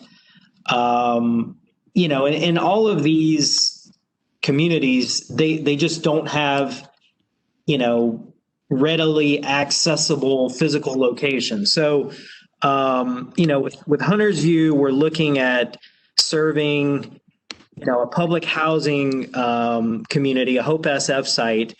And, in Treasure Island, this is also a very isolated community that doesn't have access to robust government services. Treasure Island is projected to have 3,571 homes by 2028, projected population growth of 5,000. All three of these communities, by the way, have offered the library space to open a branch library. And, you know, we are trying to be responsive to community demands and needs for library services. And I just wanted to provide you with that broader context for why we're proposing the investments that we're making in these neighborhoods. Thank you. Thank you, Michael. I think that was a very important contextualization. With that, I'm going to call this item number 4 closed if there's no other pressing comments. And so we can move on to a very important city librarian's report. And this is an opportunity for the city librarian to make announcements and to update us on programs that are forthcoming or provide us feedback on programs that already had. And so I'm going to turn it over. Well, actually, we're going to go to the city librarian's report, then we'll go to public comment. Thank you so much, President Wardell. I have a number of items to share this evening, and I'm so pleased to get started by sharing the appointment of Tongo Eisen Martin as the 8th San Francisco Poet Laureate. Tongo was appointed last Friday by our Mayor, London Breed. A number of you attended the press conference, and what a joyful, exciting event it was. Thank you all for being present. And I also want to thank Commissioner Wong for serving on the selection committee. Next slide, please. You all have a copy of the press release in your packets. And it's worth noting Mr. Eisen Martin is the founder of Black Freighter Press. He was born and raised in San Francisco. He's quoted as saying, quote, "I and my poetry are an absolute product of every nook and cranny of San Francisco," end quote. The library is super excited to partner and work with him to support his vision for serving as the San Francisco Poet Laureate, which includes a vision for organizing poetry circles in the Tenderloin, Bayview, Hunters Point, and Sunnydale, and recruiting and nurturing artists from San Francisco's marginalized communities. And I believe Tongo was in attendance earlier. I just want to. Yeah, he was here earlier, but somewhere during the budget conversation, he probably had to peace out. Okay. Well, I wanted to give Tongo an opportunity to say a few words, but you will certainly hear from Tongo much more in the future as our Poet Laureate. We're so excited, and congratulations to you, Tongo. We're going to have a lot of fun together and do some important work. Next slide, please. I also want to take a moment to acknowledge our past San Francisco Poet Laureate, Kim Shook, for her service the past few years. She spearheaded a number of public programs, including our 2019 One City, One Book event with Tommy Orange. We accomplished some wonderful things on her watch, and we look forward to our continued partnership with Kim. So Kim, if you're listening out there, thank you so much for everything. We appreciate you. Next slide, please. And I'd like to introduce our next presenter, and in doing so, I also want to acknowledge her role in shepherding the Poet Laureate selection process. Michelle Jeffers is our Chief of Community Programs and Partnerships, and she's going to be highlighting our programming slate for Black History Month, also known as More Than a Month. Michelle? Thank you, Michael, and good evening, commissioners. Good to see you all here tonight. Thank you for having me. I'm delighted to present to you our plans, which have already begun for this year's More Than a Month, our annual celebration and recognition of Black history, culture, and heritage. Despite remaining closed for indoor services and programs, the Community Programs and Partnerships team, along with the library's African American Center staff, have developed a robust list of programs and partnerships that honor this important month and bring education and ideas to our community. Next slide, please. For adults, our theme centered around three things: art, books, and authors. And I also want to thank our staff member, Anissa Malady, who corralled these wonderful programs for you. On February 2nd, we have the panel Black History Every Day, 3.9 Collectives Art of Research. As you know, archives, libraries, museums, and contemporary communities are resources and sources of deep knowledge. This art collective, 3.9, is a collective of San Francisco-based Black artists, and they'll be talking about the role of using research in their creative practices and how they move from engaged study to interpretation and art making. On February 3rd, we offer a Fine Arts Museum's docent presentation, Soul of a Nation, Art in the Age of Black Power. This was an exhibit at the DeYoung a few years ago, and it highlighted work made by Black artists during two pivotal decades when issues of race and identity dominated and defined public discourse. On February 16th, we will virtually visit home studios of two artists, Cheryl Dericote and Ramakon O.R.Wisters, who will talk about how the history of Black craft and folk arts influences their current practice. On February 19th, we partner with MOAD, the Museum of the African Diaspora, to offer a mail art workshop that will teach the basics of collaging, image transferring, and more to create, so that all participants can create a personalized piece of mail art. And this program is not just for adults, that one's for all ages. And then on February 25th, we offer an artist spotlight with Rodney Ewing. He is our More Than a Month featured artist who did the illustrations that you see on these slides, and his work is highlighted on our webpage and on all our materials. So he'll be discussing his work, his latest exhibitions, and about creating work during the pandemic.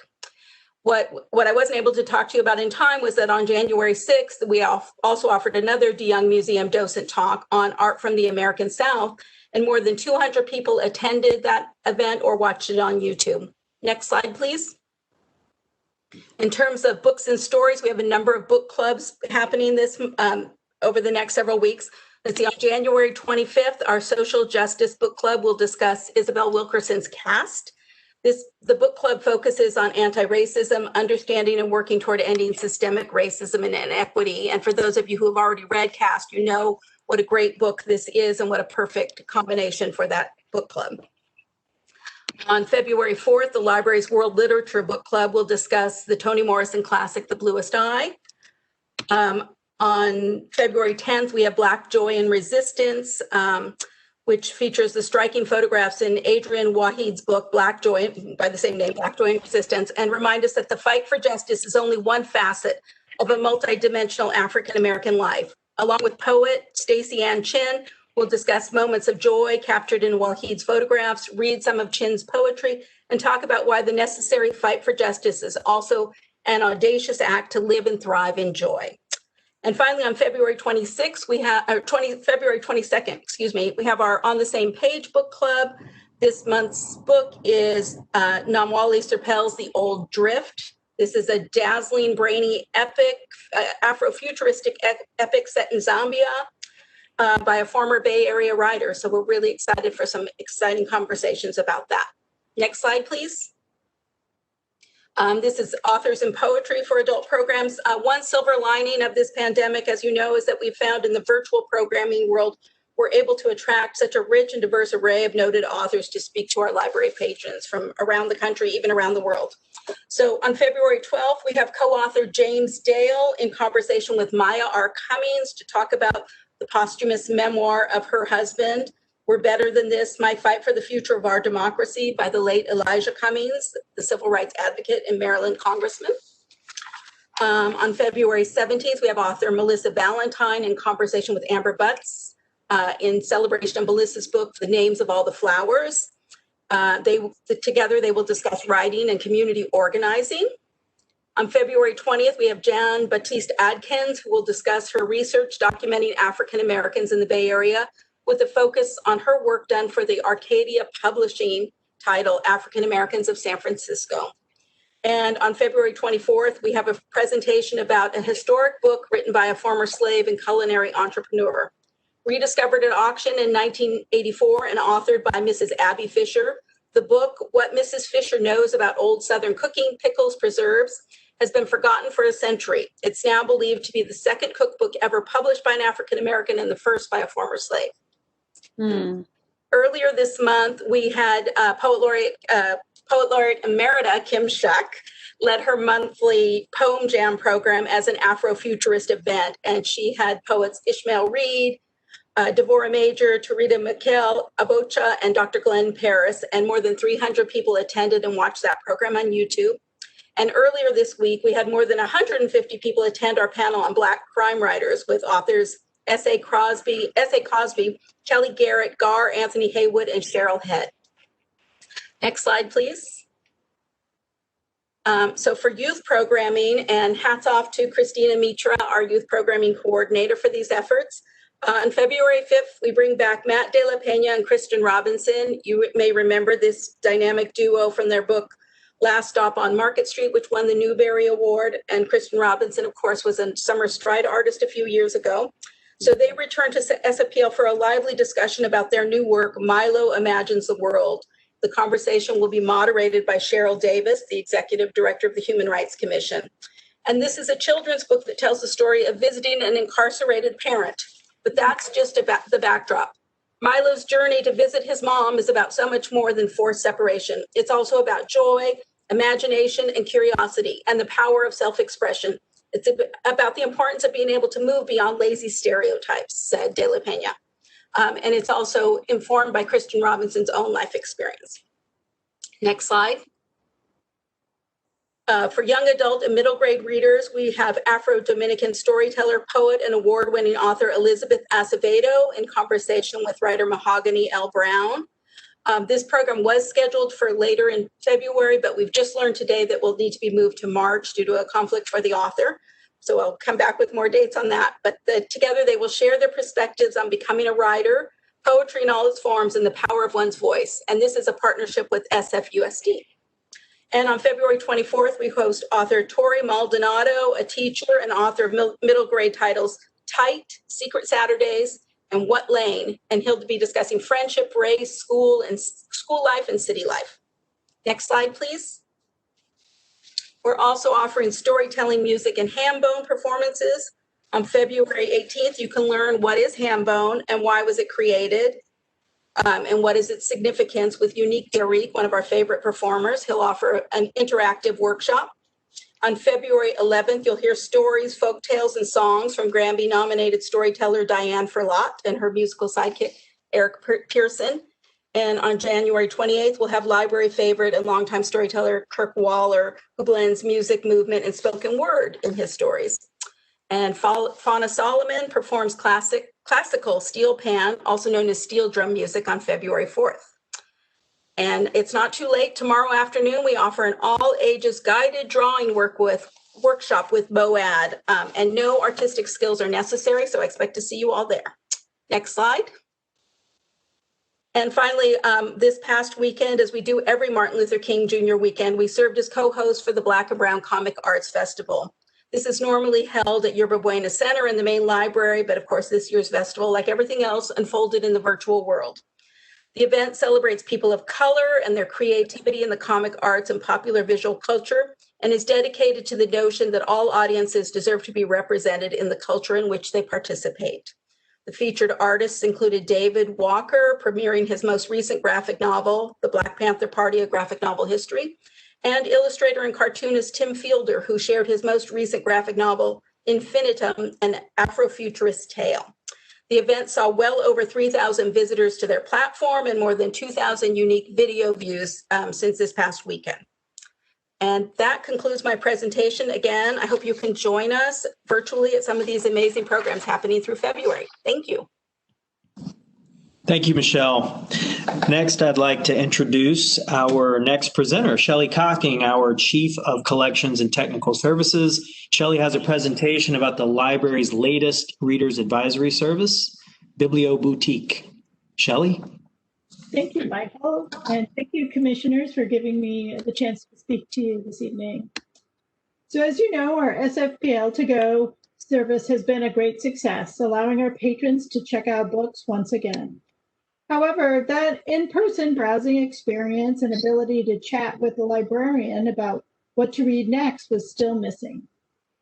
To help fill this void, we have recently launched the BiblioBoutique, personalized help with selecting your next 5 books. The soft launch for this service was in mid-November, giving us some time to ensure everything was working. Then we started advertising the week of Thanksgiving. Next slide, please. How does this new virtual advisory service work?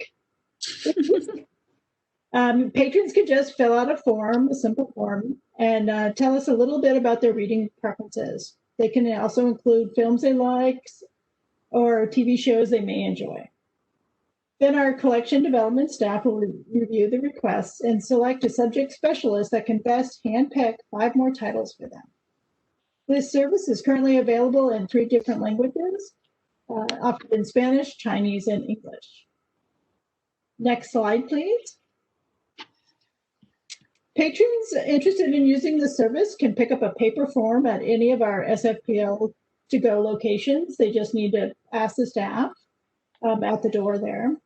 If you want to be able to fill out a form online, you simply go to sfpl.org, click on Books and Media, and then you can see the Biblioboutique link right there in the middle of the menu. Next slide, please.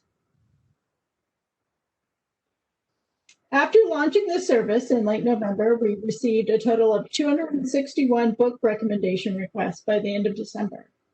Out of those requests, about 2/3 were for adult material, and the other third were for youth material. On this slide, you can see the list of our team members who have been busy providing recommendations for these patrons. I'm very grateful to Loretta and Sarah for their leadership on this project as they worked with the web services team to get the back end working, and with our communications department who developed the eye-catching logo and marketing ideas for us. The whole team has been working very hard to respond to all of our requests and are looking forward to seeing even more. Next slide, please. The best part of the job, of course, is getting to read all the great feedback from our patrons. And so I thought I would share a few of these here on the last slide for you to be able to enjoy as well. Thank you very much. Thank you, Shelley. In closing, it is with great pride that I am pleased to report San Francisco Public Library received its first 5-star rating from Library Journal in the annual review of U.S. public libraries.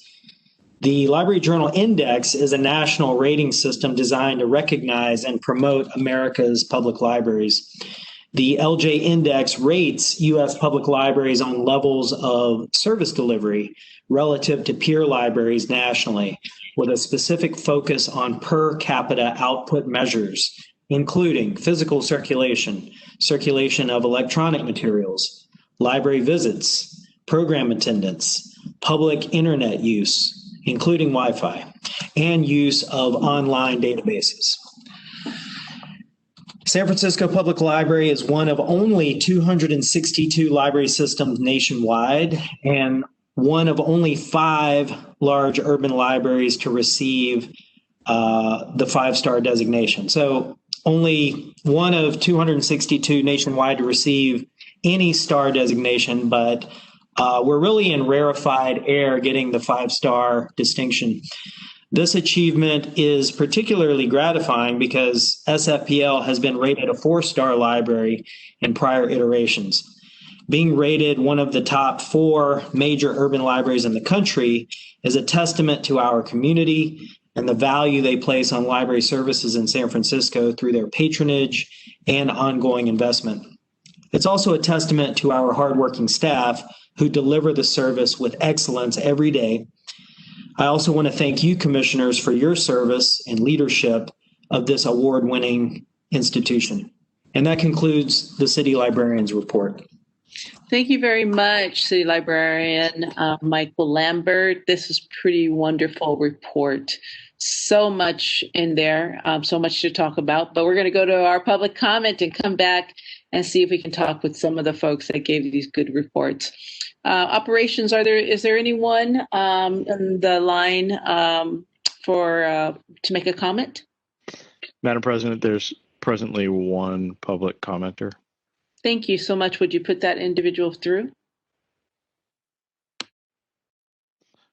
Caller number 12, your 3 minutes starts now. Good evening. This is Peter Warfield, Executive Director of Library Users.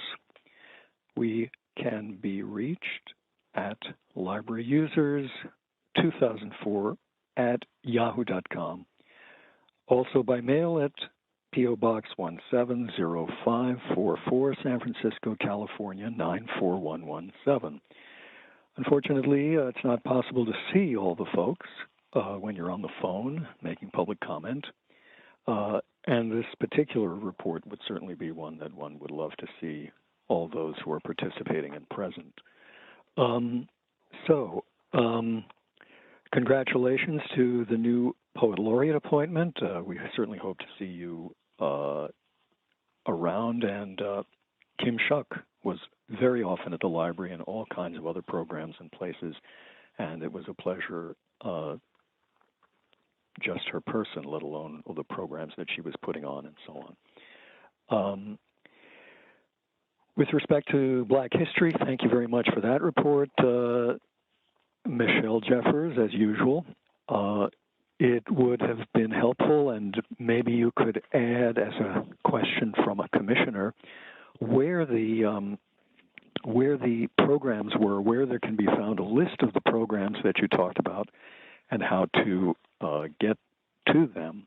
I presume that all of them were remote, but it would be interesting, for example, if there was an opportunity for those without remote access or easy access to be able to listen in, as we do here at the Library Commission when we're attending.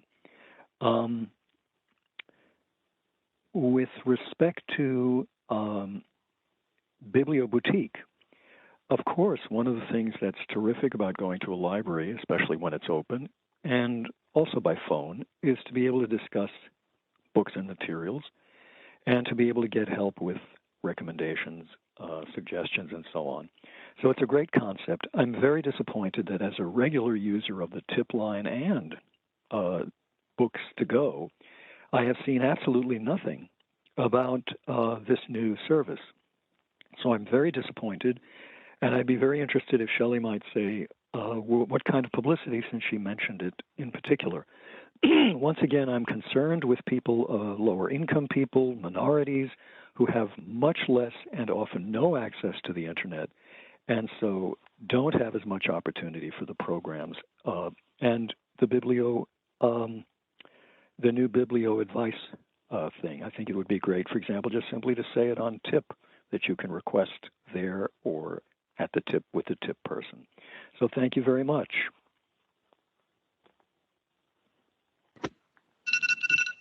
Thank you so much for that comment. Operations, is there anyone else in the queue? Madam President, there are no additional commenters in the queue. Thank you so much. So we're going to move into our public comment. Commissioners, you have a robust, a very lovely librarian report. I'm going to ask you now to go ahead and put your hands up if you have any comments and or questions for any of the members of the library staff that gave their reports.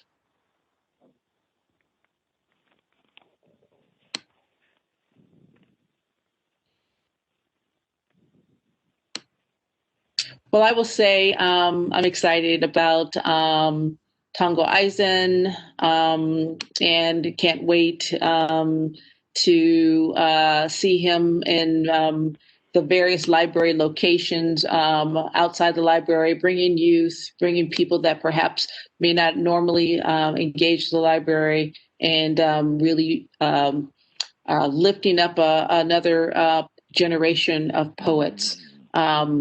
That's going to be very exciting to be a part of in any way, shape, and form. So I'm so excited. And thank you so much to Michelle for a really robust Black History Month program, which you've already began. Like you said, it's more than a month. Aptly it's an appropriate title. So thank you so much for that. And thank you, Shelley, as well. I don't see any of my commissioners that have their hands up. And so we're going to bring this particular item discussion to a close. And we just want to say thank you. Don't take our lack of commentary as nothing outside of we are so proud, particularly the 5-star designation. We're just ecstatic. Actually, Commissioner Lopez has said, not quite. Hold on, I got a thought. Go ahead, Commissioner Lopez. I just have a request, or a little bit selfish, I think. By the way, thank you to the report. It was great. For more than a month, would it be possible, and I don't know if it already exists, but would it be possible to have all the dates? I was trying to write them down, and I know I can go on the website, but I would like to share some of the programming. And if we have a calendar, I don't know, I haven't seen it. That was my only request, because it would be great if we had, especially because I could, I would like to share with students and, Absolutely. We're more than happy to provide that to you. We have a newsletter called At the Library that has all the programs and the dates and times, so we can make sure that we get that to you. Yeah, just make sure. They do have that, Commissioner Lopez. And you're right, as an educator and as a community member that's really embedded in the city, she can get this information out to a lot of good people who need it. So thank you so much, Commissioner Lopez. Thank you. I'm going to go through one more time, make sure that I haven't missed anyone. I think that's it. Okay, we're going to move on to our next item, which is the approval of the minutes of December 17th, 2020. And commissioners, you have that document in front of you. Members of the public have that document in front of you. And while you have that document, we're going to go ahead and move to our public comment on item number 6. Madam President, there's currently one commenter in the queue. Thank you. Would you put the commenter through? Caller number 12, your 3 minutes starts now.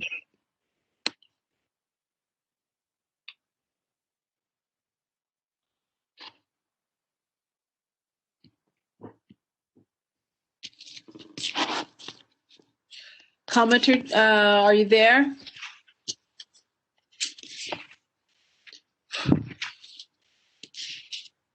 There may have been a disconnect. I see his hand still raised. We can unmute him.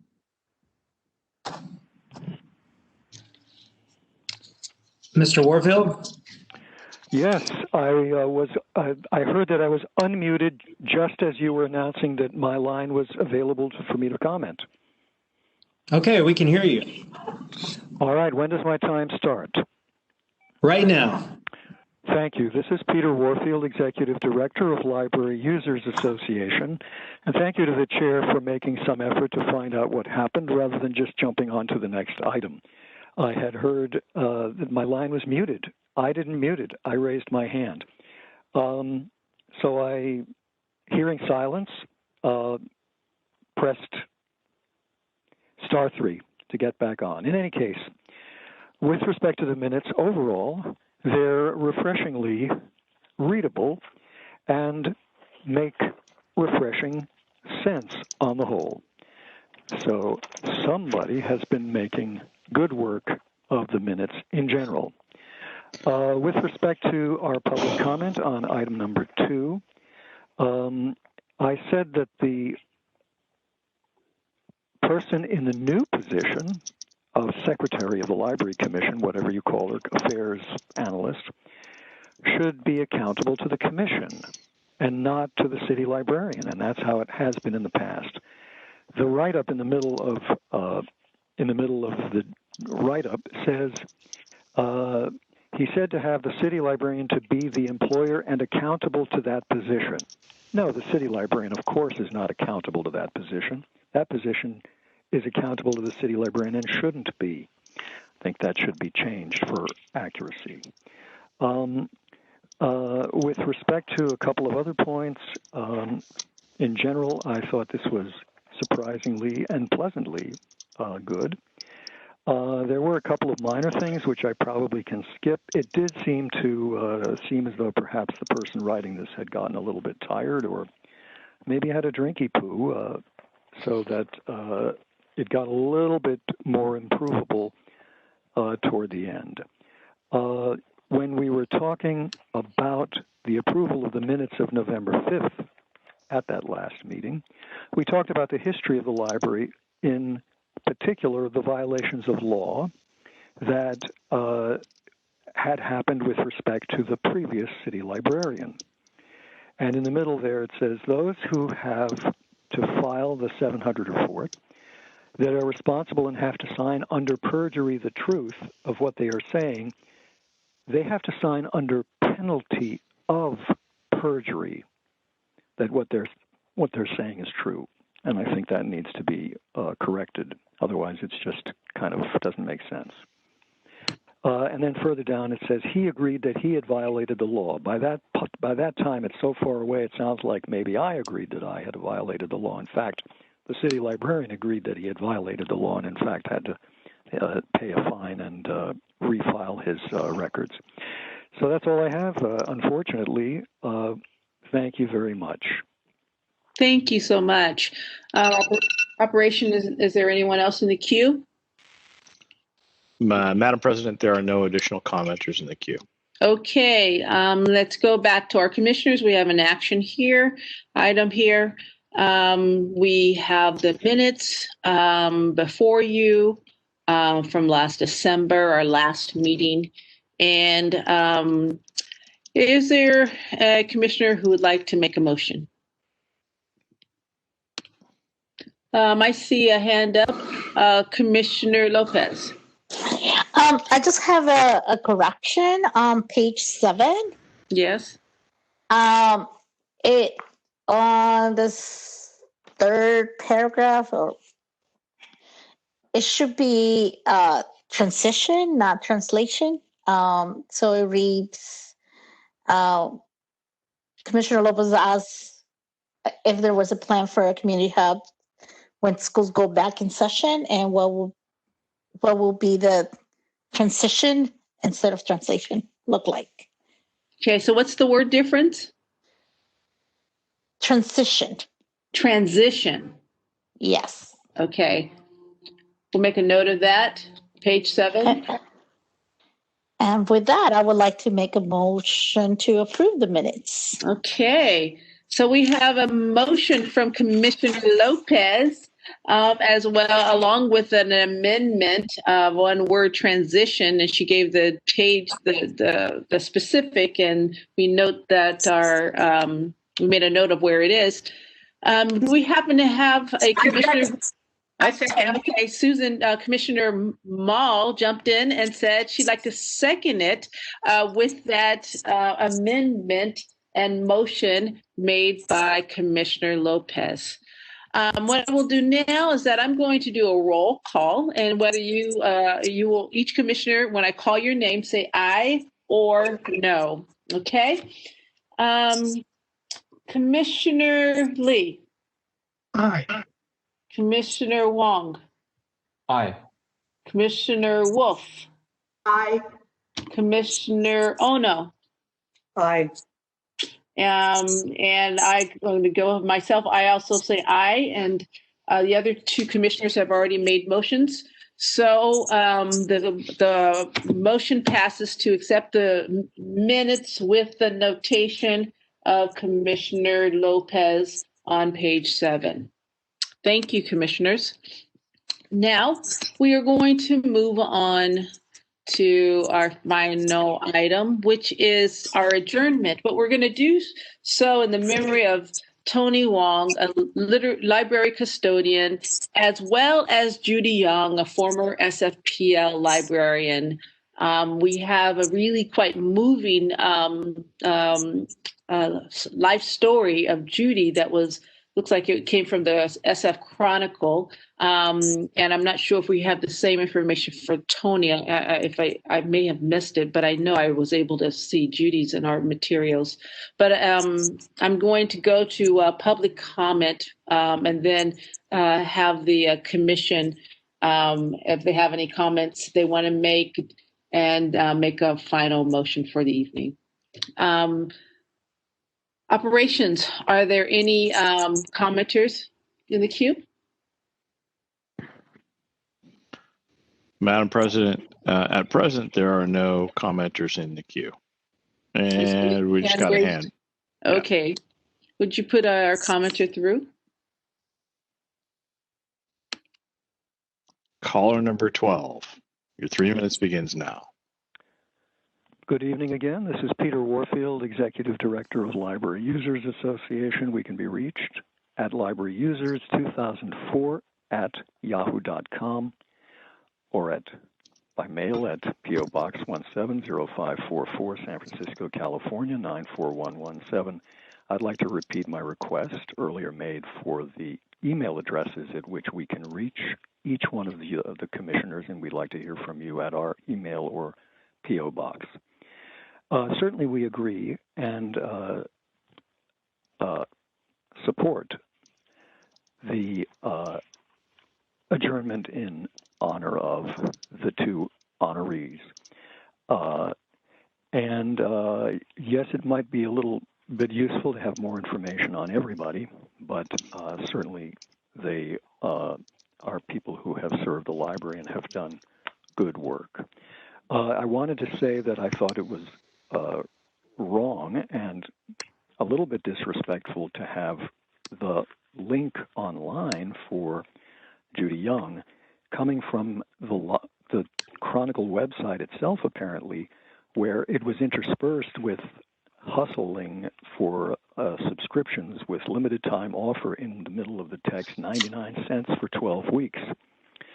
In addition, I wanted to say that I believe that the library might have noticed, and perhaps somebody at the Library Commission or in the library could expand on what was provided, and that is a longtime library observer that I am in touch with said that he thought that Judy Young was also a library commissioner, which would be another feather in her cap and another service and a bit of history with respect to our library commission here. So if anybody might confirm that, that would be useful to know. But in any case, it's a wonderful biography. It's a wonderful story, and both folks should certainly be honored. Thank you very much. Thank you for your comments. Operations, are there any other members of the public in the queue? Madam President, there are no additional commenters. Thank you so much, Operations, for your support this evening. So our final public comment is closed. Commissioners, you have a really beautiful obituary before you about Judy Young, as well as Tony Huang, two members of the SF community who served the community through the library. And we will be adjourning this meeting and just thanking them for their service, and also just to memorialize their lives in the Commission's public record for the work that they've done to make a betterment in the community. So at this time, I'd like to call on our final motion for adjournment. I move for adjournment. Okay, we have a motion by Commissioner Mall, and do I have a second? This is Connie. Wolf and I second the motion. Thank you so much. And we have a second for the record by Commissioner Wolf. I will call your name, and when you hear your name called, can you say aye or no? And this is for adjourning. Commissioner Lee? Aye. Commissioner Wong, Aye. Commissioner Lopez, Aye. and Commissioner Ono. Aye. And myself, Commissioner Wardell, says aye. With that, that's a unanimous motion to adjourn this meeting. I want to thank all of you for the members of the public who are still with us. Thank you for staying to the end. And I want to thank all the members of the both management and other members of the staff that have continued to make this a stellar library that really there's no one that's really above us, even though they may say they are, that there really is no one that's better than SFPL. So thank you for this meeting, and it is now adjourned.